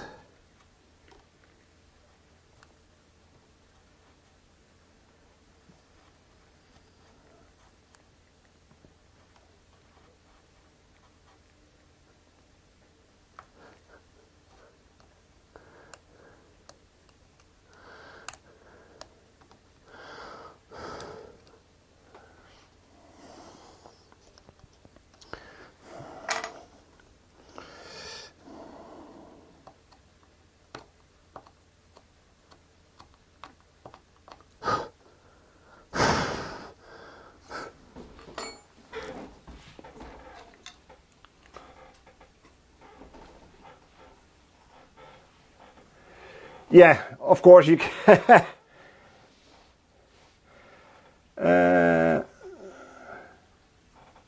Alright, this is still Simpsons. Looks great, Human CNC. Thank you, Adam. Where do I sell my guitars? The guitars I have in stock are on my website, so you can find out which guitars I have in stock, and the best way to go about purchasing one of my guitars. I like a very personal approach, Norman. So if you like to learn more about the guitars I have for sale, or order a custom built guitar, send me an email and we will set up a private conference call. Or of course you're always welcome to visit the workshop, and we set up a call and I can show you the guitars and we can talk about you as a player and what you're looking for in the guitar, and we go from there. So yeah, all the guitars that are in stock are currently on my website, and I have to find time to upgrade my website a bit, but everything that is for sale is still on there. There are no prices on there because, yeah, like I said, it's a very personal journey, so to say. I would like to take you on. So yeah, send me an email with your contact details and we get in touch and go from there. Yeah, and t-shirts, you can buy t-shirts not directly from the Unquendo Guitars website, although there is a merchandise button in the top right corner, if I'm not mistaken. But in all my videos there's a link to my Teespring store. So all the merchandise is handled by Teespring currently. For some reason,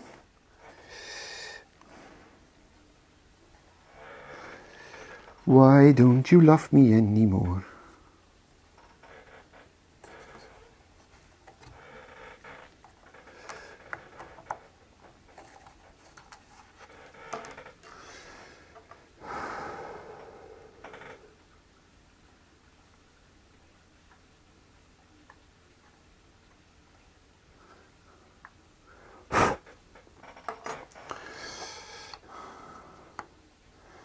There's enough space right there.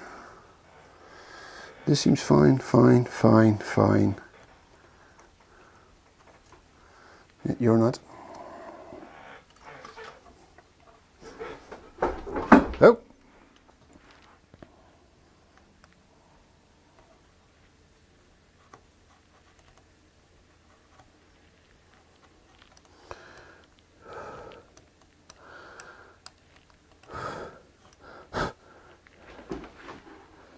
Oh.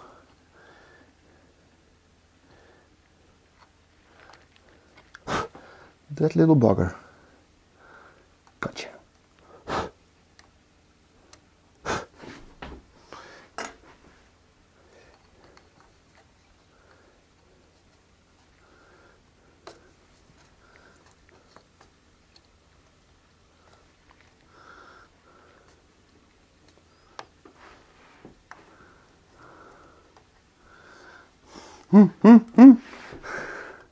I thought we were there.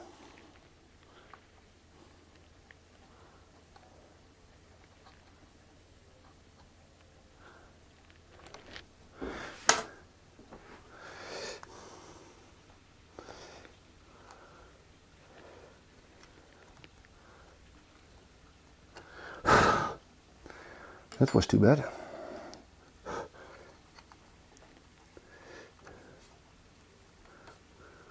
Yeah. Why? Why? Tell me why.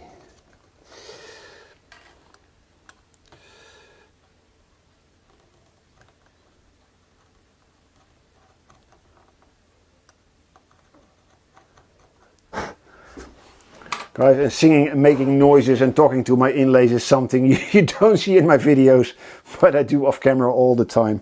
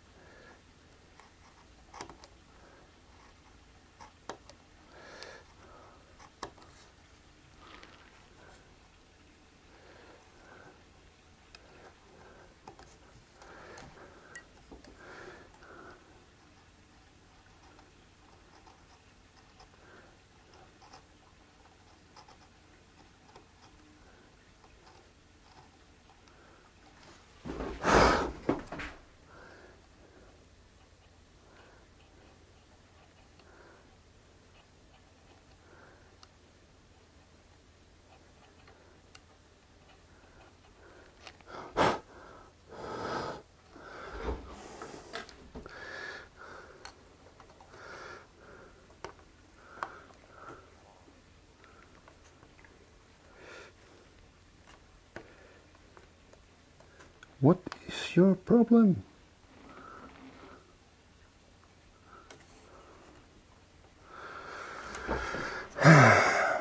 Sometimes, guys,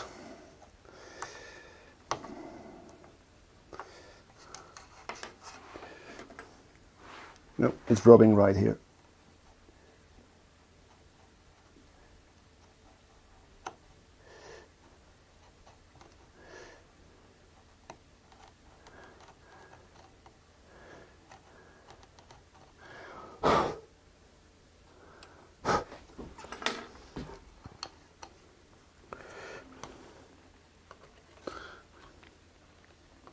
Yeah, this has to do. So,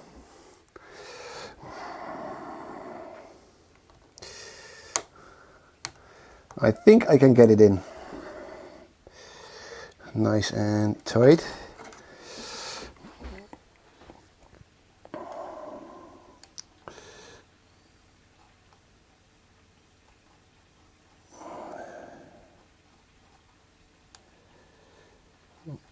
Just cleaning up this edge.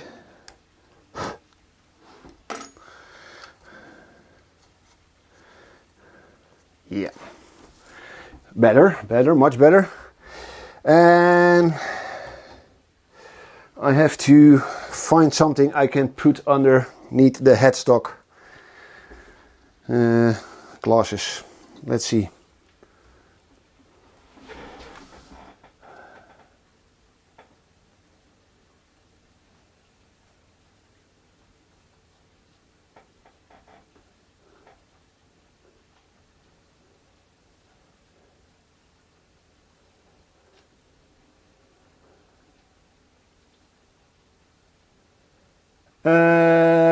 Michael, oh, Norman Cox, you're welcome, and thank you, Mr. Waffles. And Michael, I talked about this in previous live streams already, but I will happily talk about it again.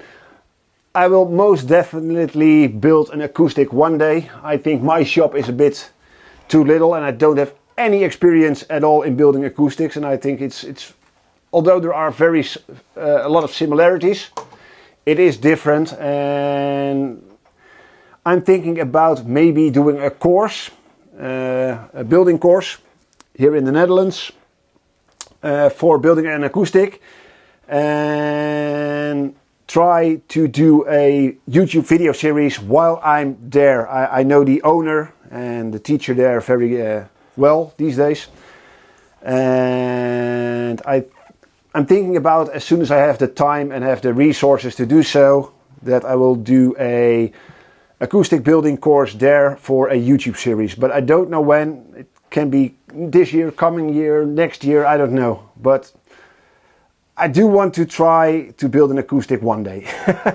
So yeah, let me find some stuff to put under the headstock, guys, so we can finish the inlay.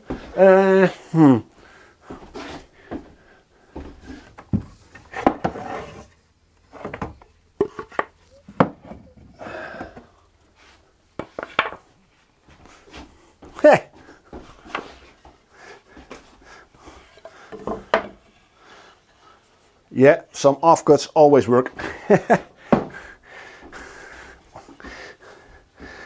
Nice piece of black limba as a filler block. Let's see. I have some padded stuff right here.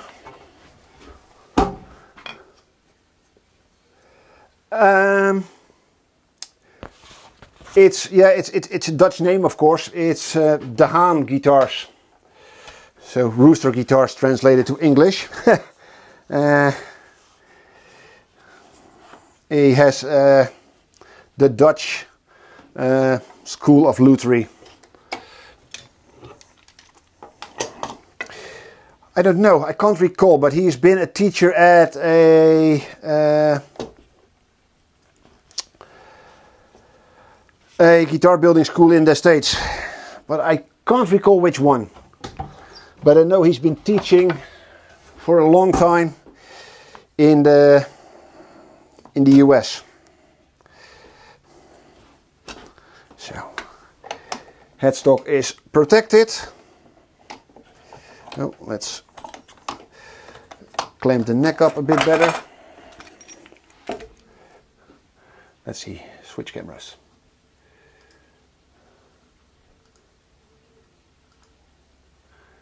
So you guys can see what I'm doing. Oh.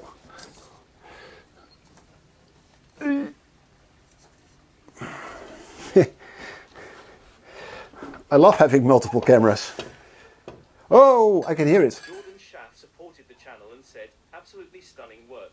As a guitar player, I love the functionality and design, and as a machinist, aspiring luthier, I appreciate the precision and attention to detail. Beautiful. Oh, thank you very much. Thank you very much, Jordan. Thank you very much for both the tip and your lovely message. I really, really, really appreciate it.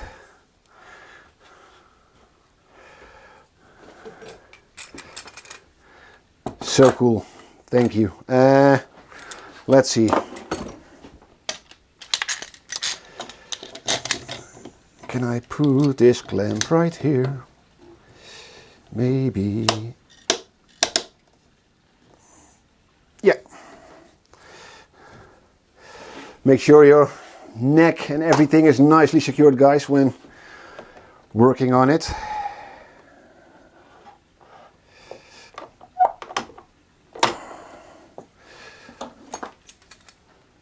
want to put this one right here. Yeah, I can. I can put these aside. Gravity still works, luckily. Oh. All right. There's some pads underneath the headstock. The last thing I want to do is, of course, break the headstock. If I need a little hammer. So let's switch cameras again, guys. Device. Here we go. And for some reason there's a secondary screen. All right, I have my block. Also, first time using black super glue, but I think it's the best to use on this inlay.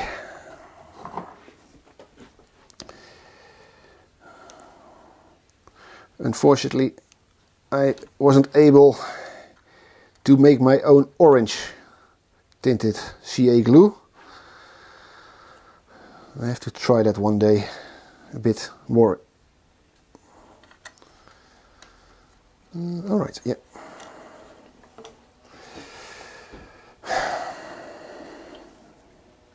Do you have to shake this or? I don't know. I never tried this. I'm scared, guys. I'm scared. Oh.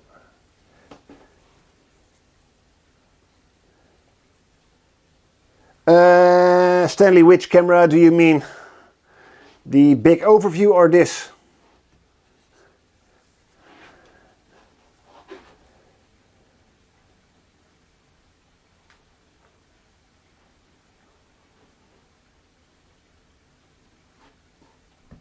Hi Joe Carvin.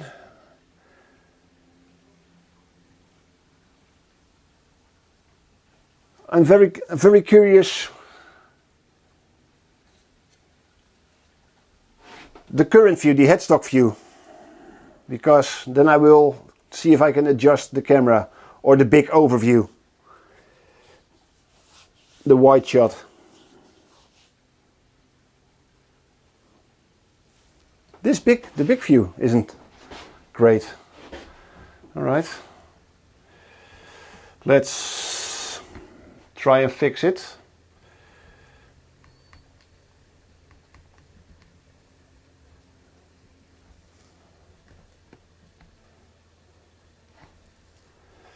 Let's see, it should.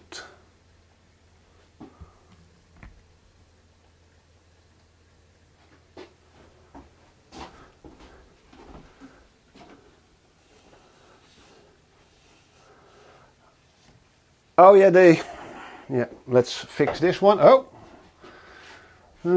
let's put this back on manual focus. Yeah, guys, the two, and we talked about this already in the stream. The two, this camera, so my little camera right here, my headshot, and the big overview, the wide shot, are respectively my iPad, and the shot you just saw of my entire workshop is my iPhone. And I think that one will be very, very hot because it's been running for 2.5 hours now. So I think my iPhone is almost melting. And this, of course, that camera is my big camera, my Lumix S5 Mark II.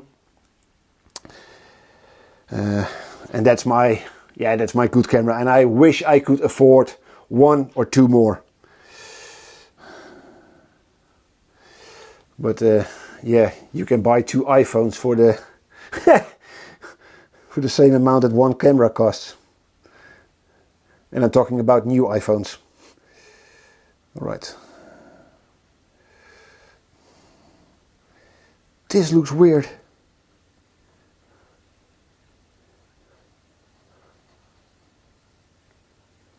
I think I should, yeah.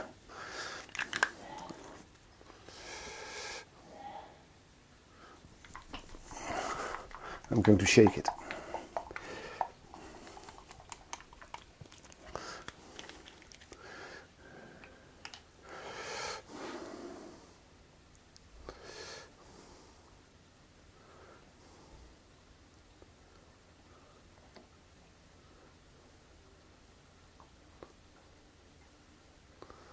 Oh, that's a bit.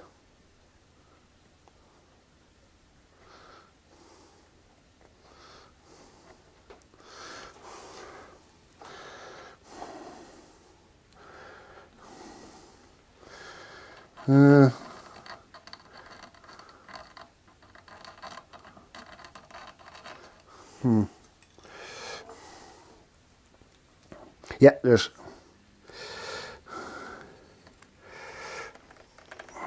Oh, whoa!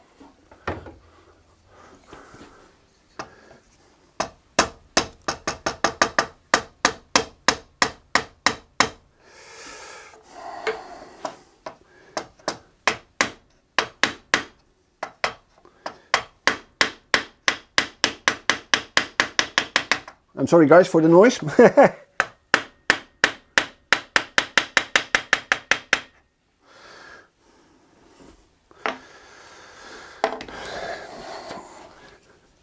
No, not this hammer. Yeah, I have some specialized, very polished hammers.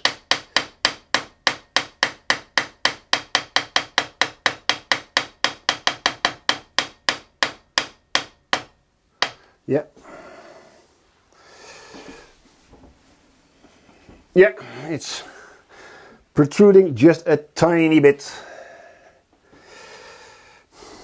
Oh man, it's a mess. Well, yeah, that's inlays for you.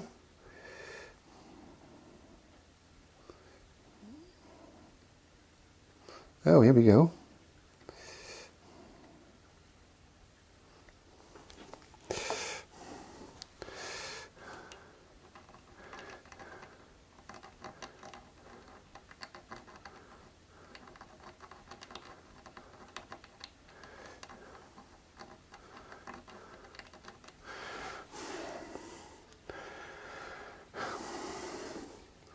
So anyone here wearing headphones, be aware.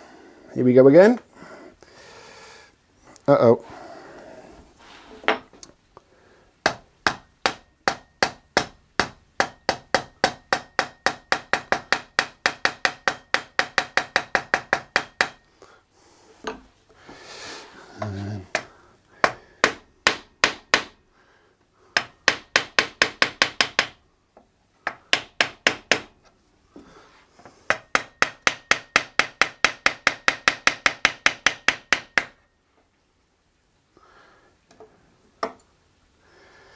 Hey. Hopefully.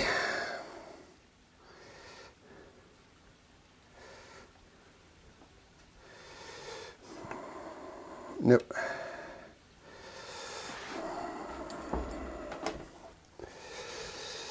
Yeah.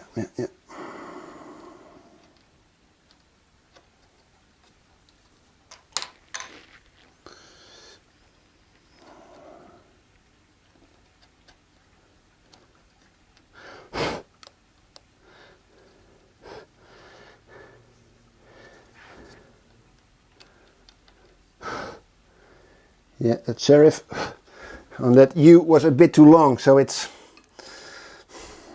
almost in the cavity for the E. Man. Can I get this in? Yeah, I can get this in. It has to.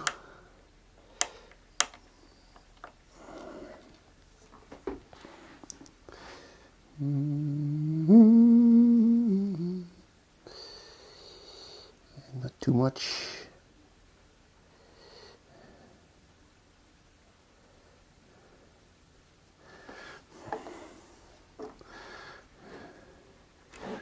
Oh yeah, camera are good. Cameras are...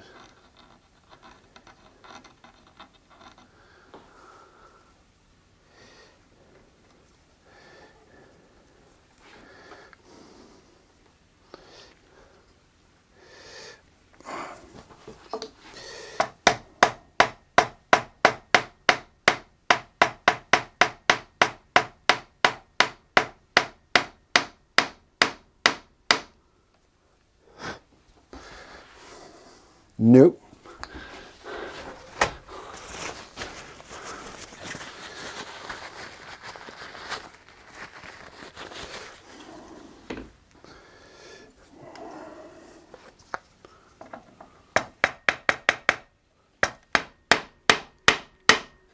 Yeah.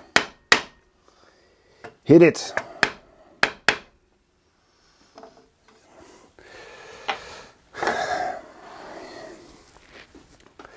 If it doesn't fit, use a bigger hammer.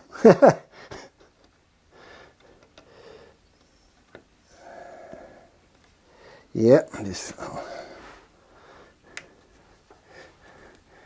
And yesterday we were polishing these letters to perfection and now we're smearing them with super glue, hitting them with a hammer.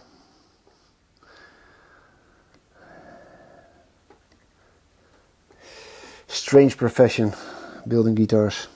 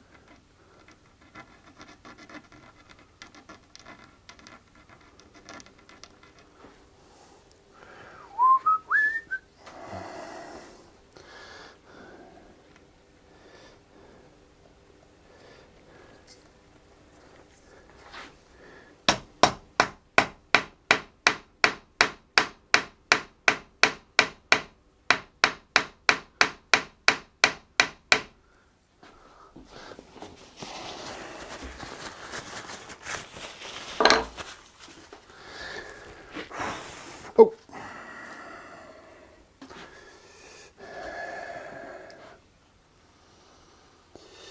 Let's do the O.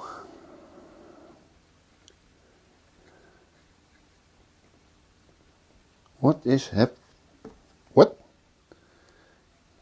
Oh.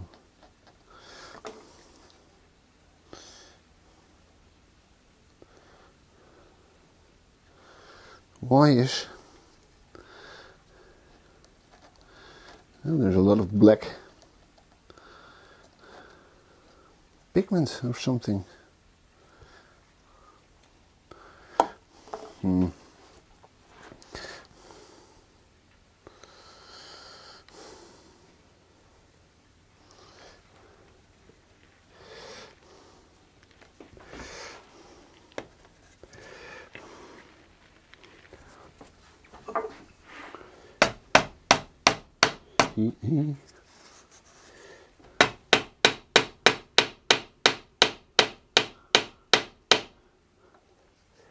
Wow, it's...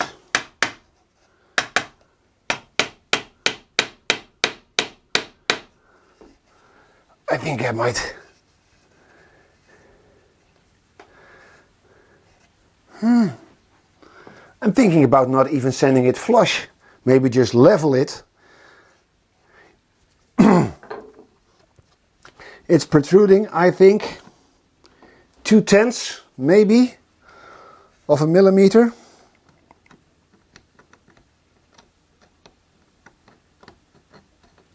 So that's a couple of thousandths of an inch.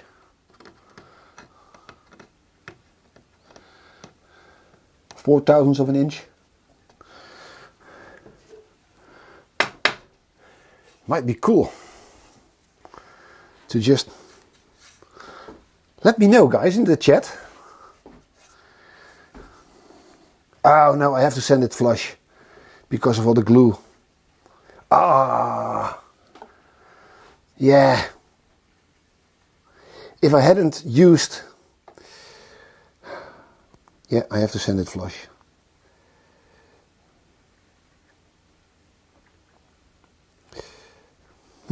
Now the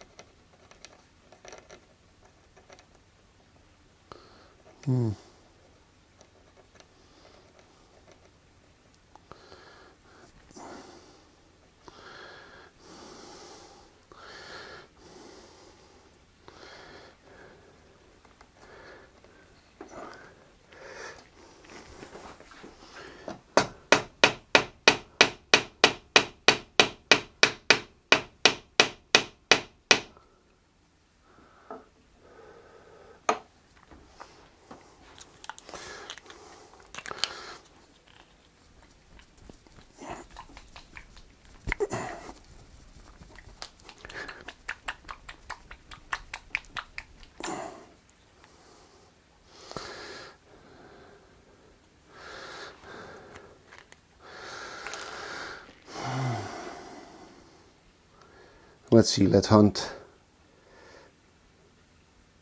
some gaps real quick. Oh.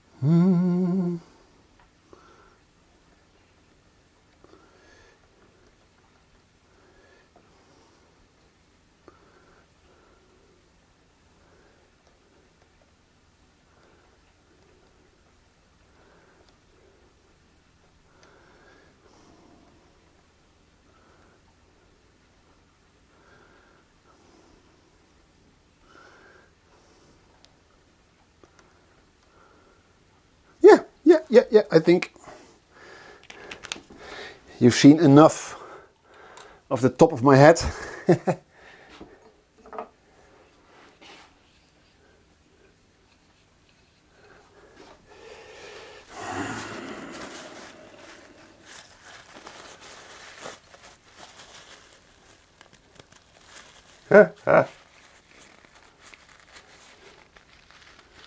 Guitar needs more nails, yeah.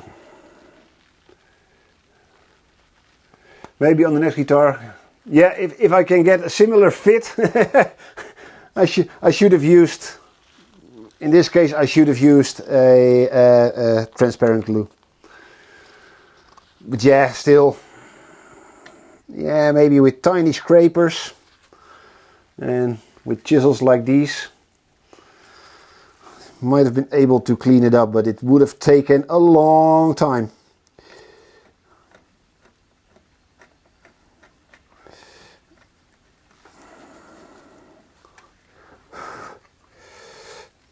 Yeah, we're going to let it sit for just a moment, so I can pay some attention to chat. Just sand the outside edges. Yeah, it's too messy to my liking. And that's why sometimes it's good to use a black and ebony veneer. You can get away with so much with ebony. Any mistake you make, just fill it up with glue, put some dust on it, and you don't see it. You won't see it anymore. I think for some inlays you can just route a big cavity, glue the letters in, fill it with dust.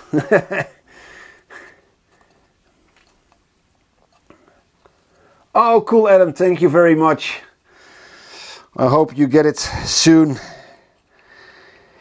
Yeah, I'm really proud about the Phoenix shirts. And yeah, I told everyone, on hindsight, it might have not been the best of ideas I had. But I will keep my word that it will be a limited edition t-shirt. So as long as I'm building the Phoenix guitar, those t-shirts will be available in the shop. And once the build is over, I will take them from the shop and will never make them again, most likely. At least not exactly the same t-shirt.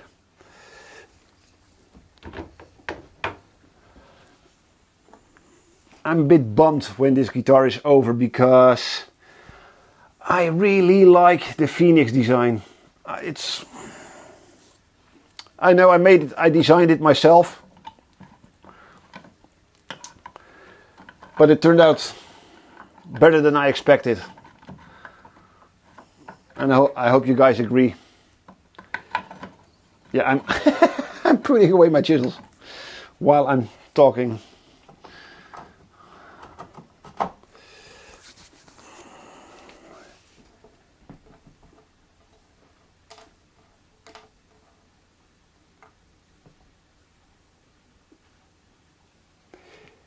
Yeah, retro. It is. And I think you're slightly behind. If you're hearing this, this is when I see your message, and I think you're slightly behind.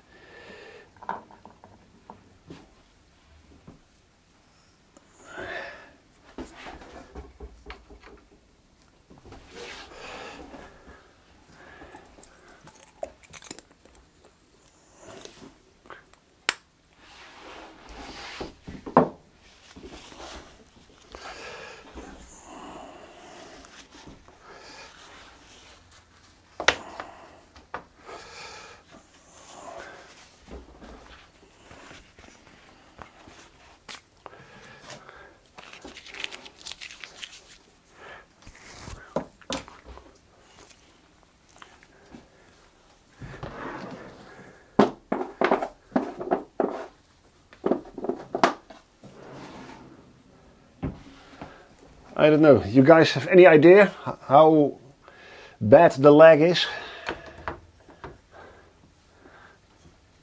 For me, it's currently 21:39.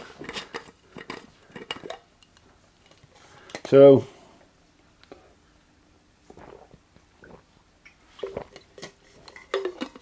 same. So the delay is minimum for most.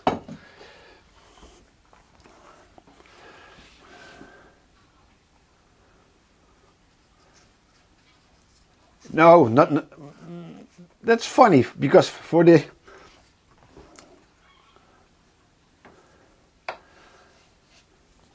so yeah, it might depend on where you are, because for Tim I know he's also in the Netherlands. Arian I think also. So there's no lag, no noticeable lag, a couple of seconds maybe. And of course, if you pause the stream, yeah, 1.2.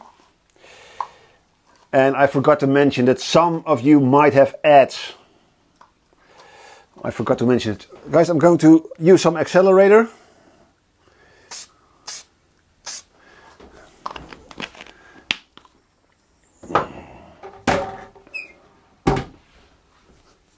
Oh yeah, Stanley is way behind. Stanley, I think Stanley has paused the stream.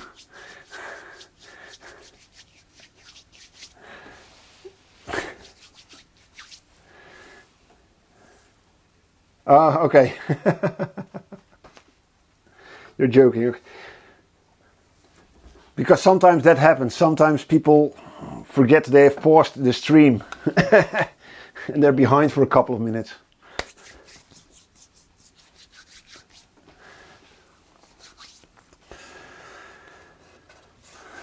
So guys, yeah, let's make sure everything is clamped down sufficiently.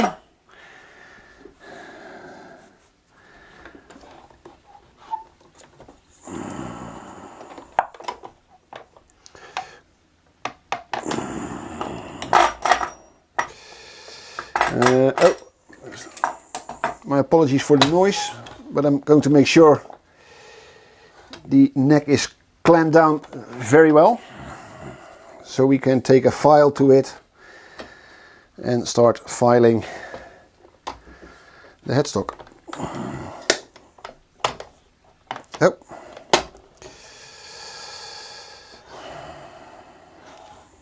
Come on, I want to clamp it down.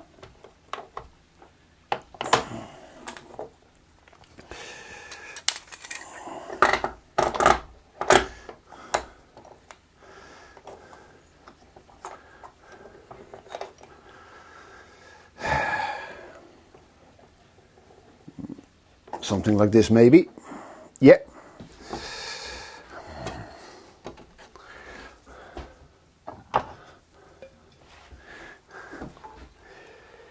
Here we go, guys.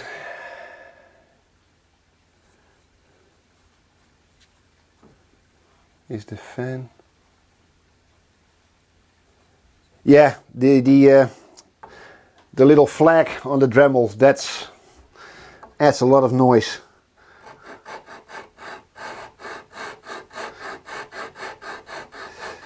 And of course the Dremel is spinning with 3500 or 1000 RPM. 35,000 RPM.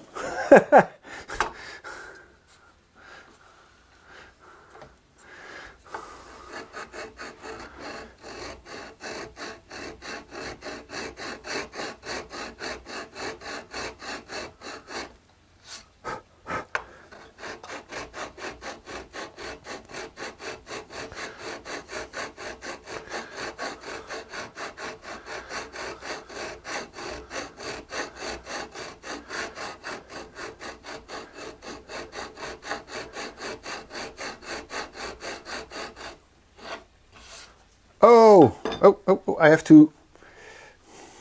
I'm going to reset the camera, guys. I forgot. So switch the focus to autofocus. Do this. Do this. Oh. And then switch it back. Yeah, better.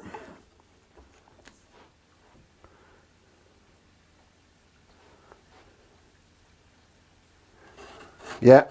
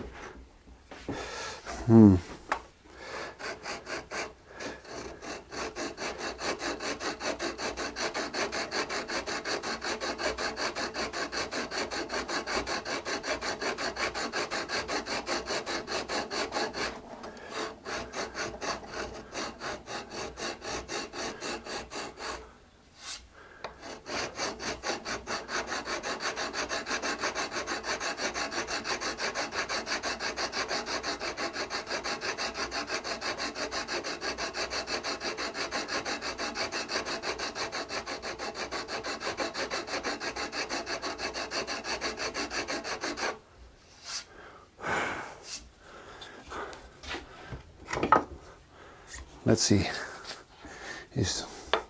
Sometimes this one is useful.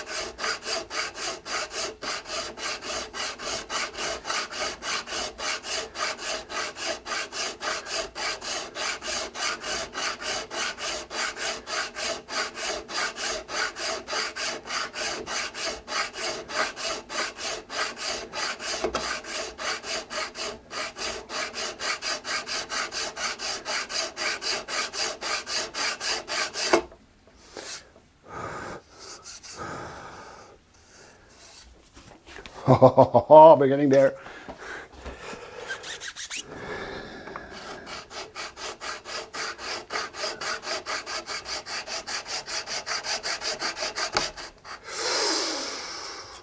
Don't do that.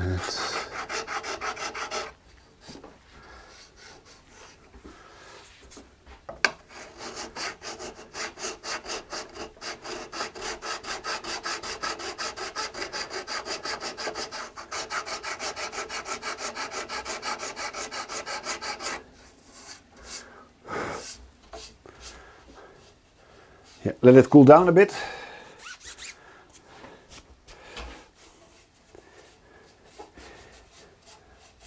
You have to manage the heat a bit, guys, when filing down or sanding down the metal inlays.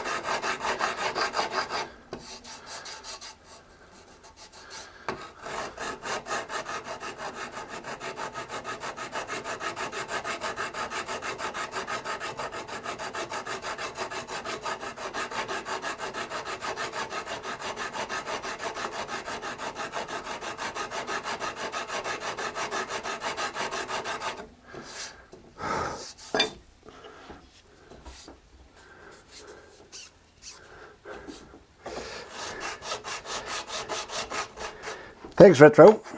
Bedankt.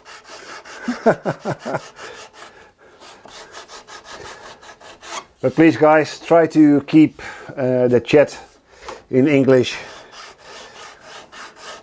as much as we can.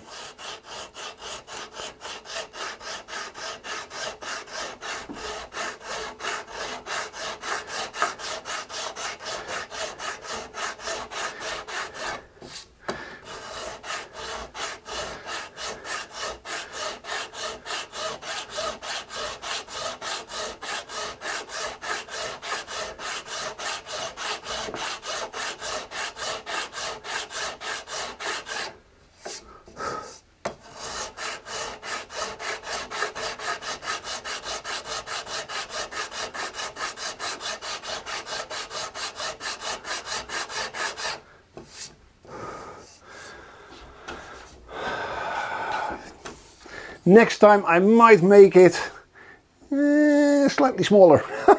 It's huge.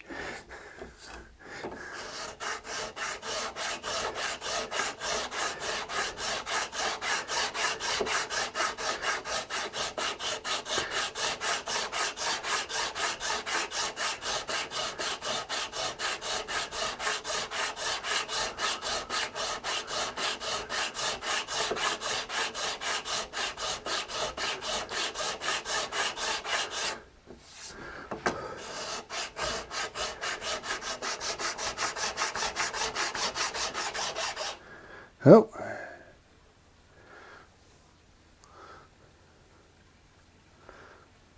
Something was trying to bite me.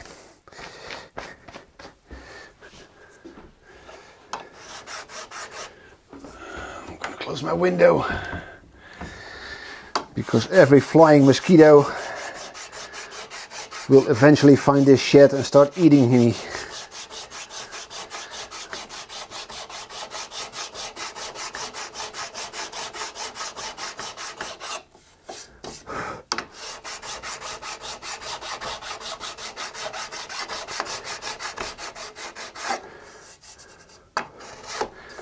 Yeah.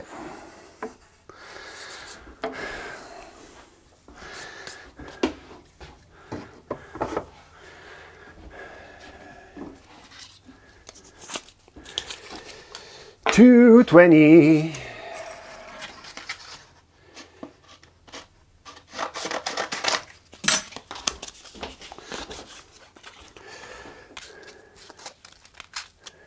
I don't think I'm seeing the chat update.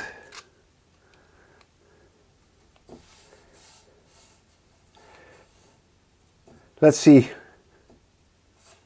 Is there latency between the two images? Tiny bit maybe. Which one's faster? Oh! Both images are the same now. Huh? What? Oh no. There's a tiny screen right here for me. Maybe this updates stuff. Let's see. Oh yeah, my bigger camera is has some latency. And that has to do with, I think, my capture card. Because the bigger camera, so the detail camera, has its HDMI output into a capture card, into a USB-C hub, into my iPad, into the software. And the little camera is, of course, the iPad camera itself. So I think that's what's going on. And the sound is also going through my camera. Oh, and I might lose the mic real quick, maybe.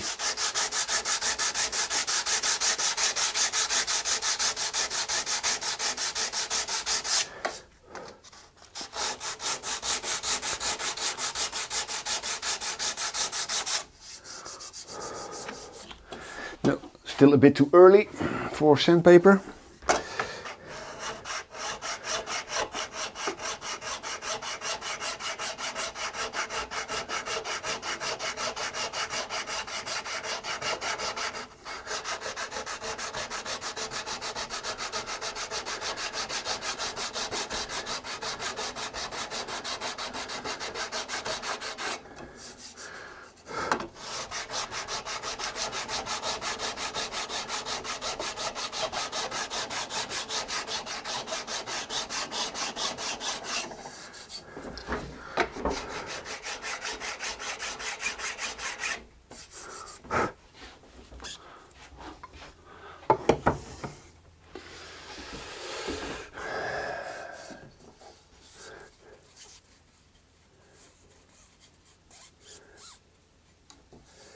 Yeah, yes I am. I'm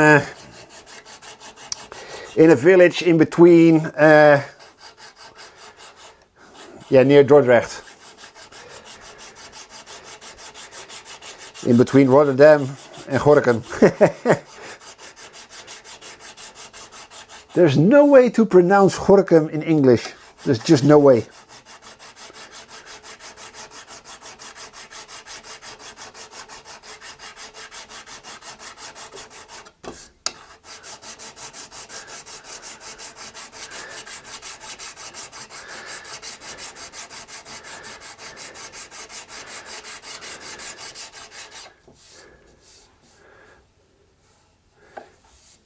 Yeah, Arjan, thank you for spelling it, because there's...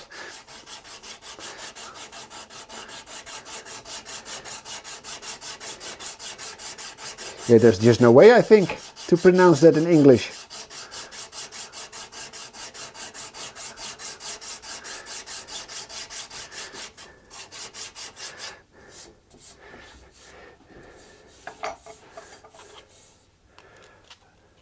Leicester or Leicester.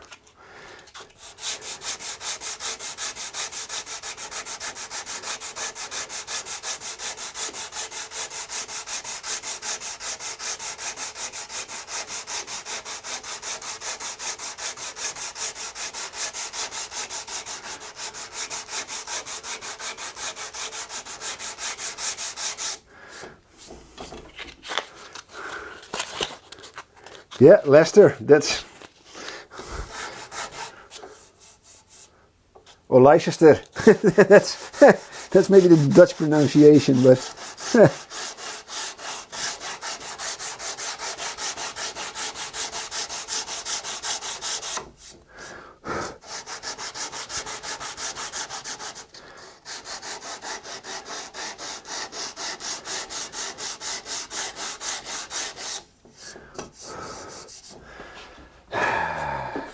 Oh man, my entire headstock turning black.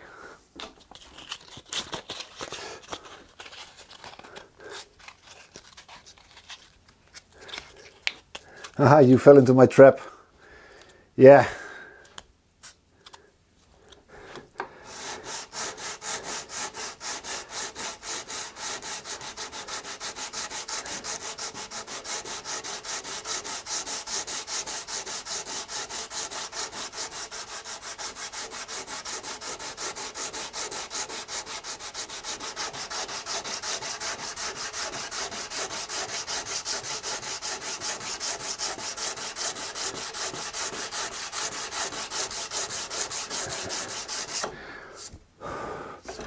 So guys, we're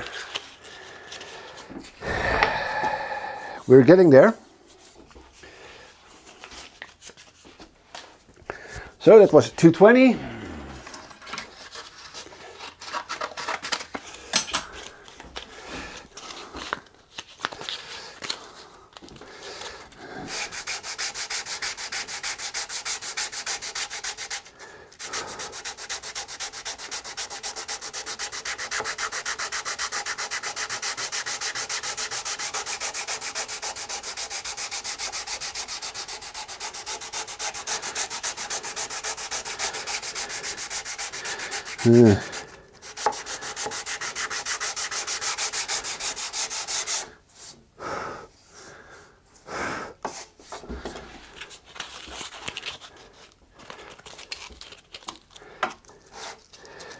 We're getting there, guys.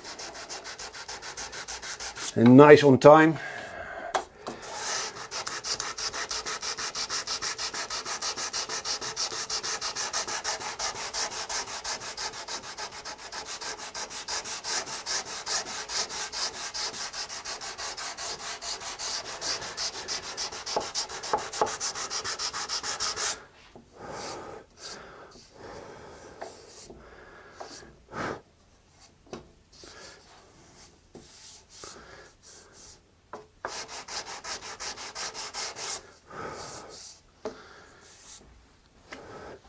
I need a tiny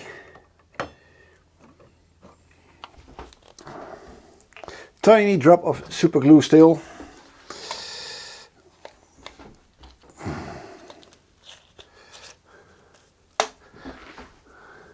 right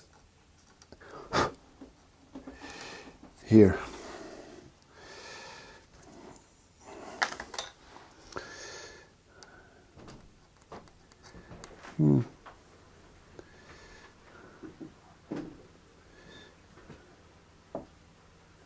Ja, daar zie je.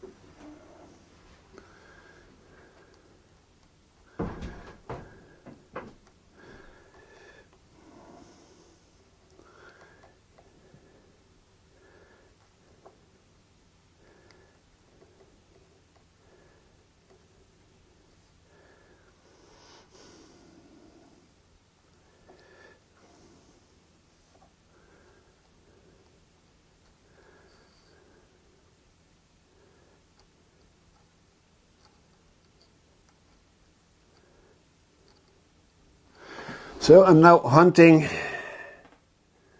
for tiny, not really gaps, but low spots that are now filled with dust from sanding. So they stick out a bit like a tiny white dot.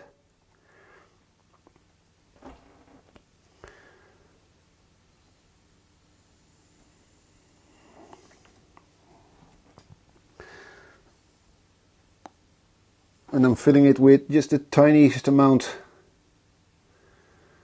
of glue, so that later on when the guitar gets lacquered it doesn't stick out as much.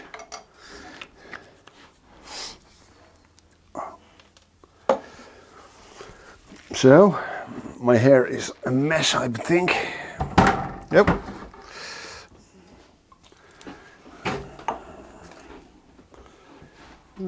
Not too bad, not too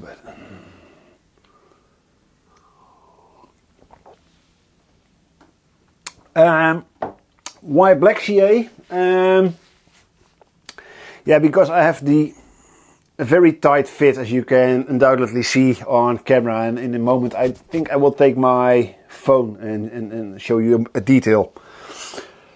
I have a very tight fit, so the black CA glue fills the gap nicely.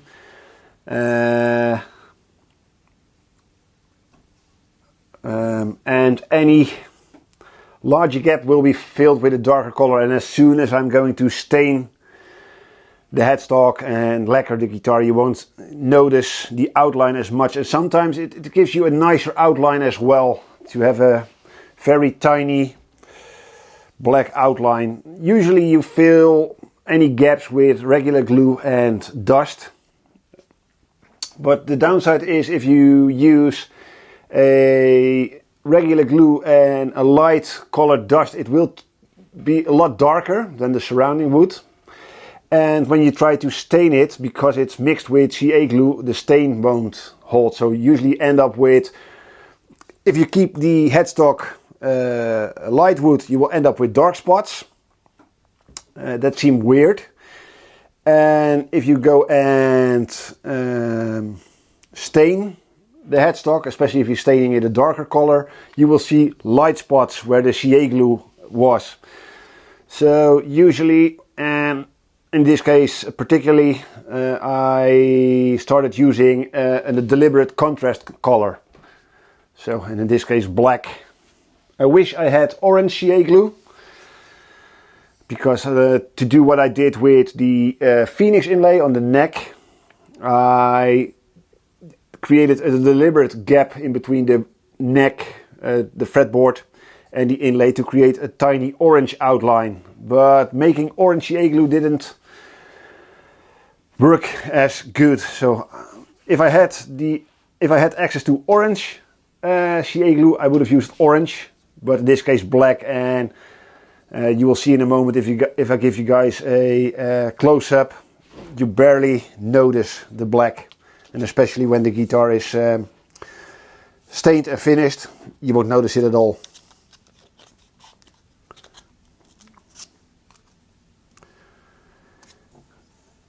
Yeah, I think it is set.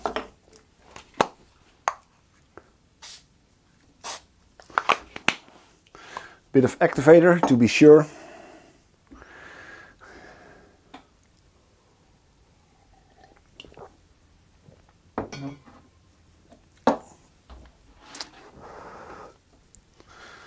Come on.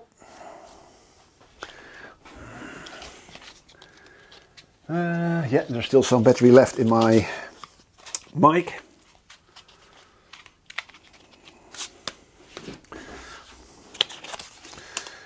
$240, yeah.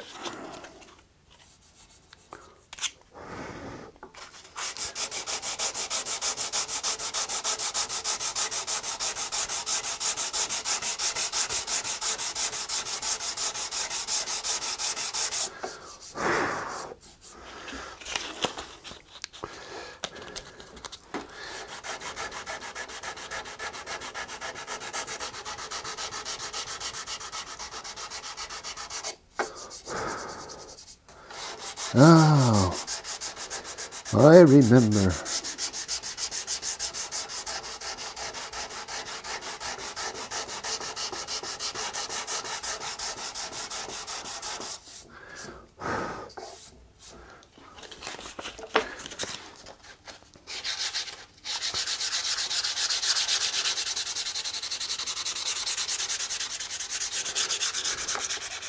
Whoops.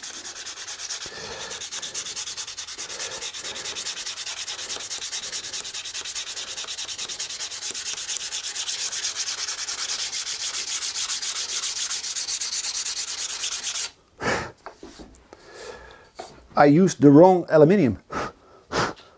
Or wrong.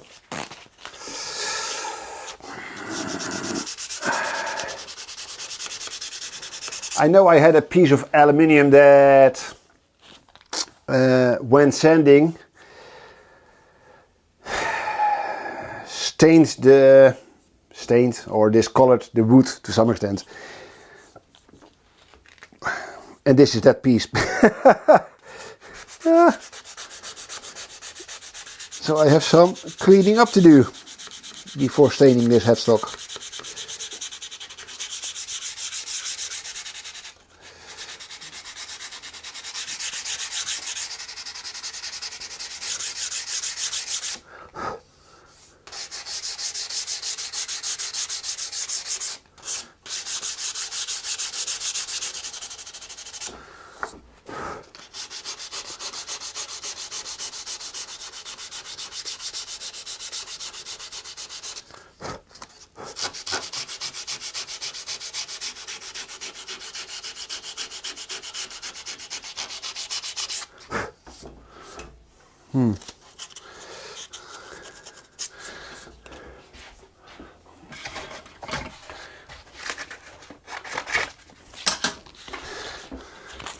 So let's clean it up a bit more.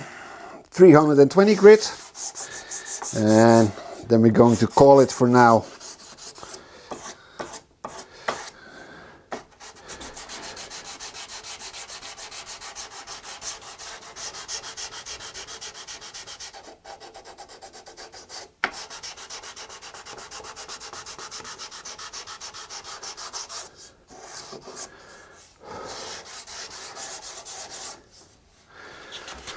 Switch to a different sanding block.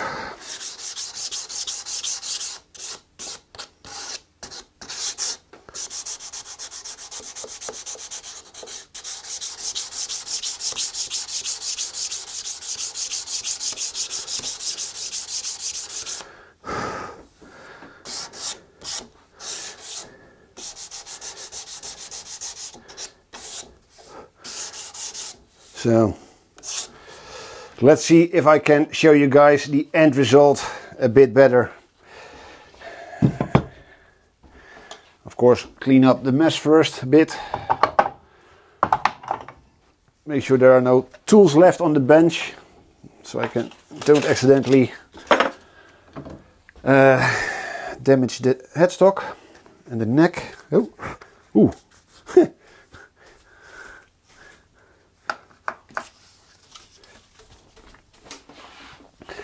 Going to disappear for a moment. Switch this one to full autofocus, please.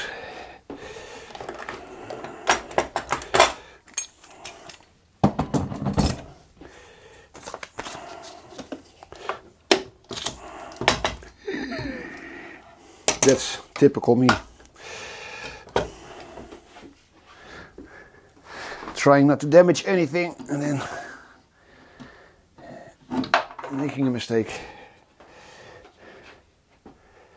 Let's see.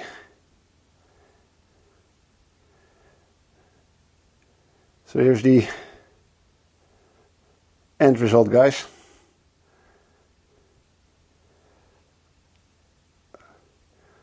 You can see, let's see, here where the O is, a tiny black spot, and here in the R, and that's it. I think those are the only two really noticeable gaps. And noticeable if you know where to look. But I think this is, for in a light wood type, this is a pretty decent fit. And what do you guys think? Do you think it might be a bit too big? Maybe in the headstock?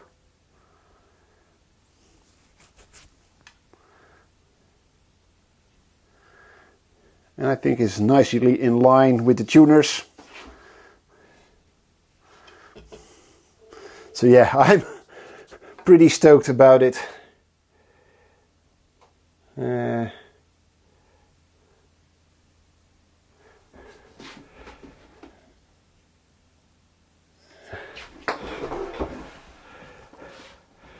Yeah, I'm happy with it. And my first reversed headstock.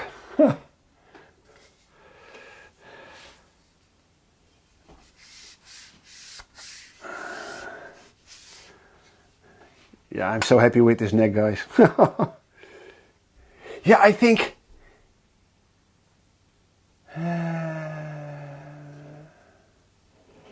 yeah, the video is already out where I'm shaping the neck.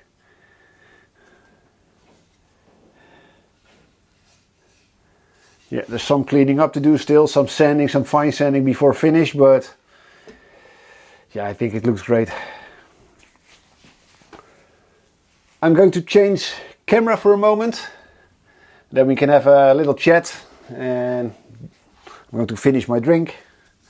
So one moment, guys, I'll be right back. I'm going to quickly change the setup of the cameras.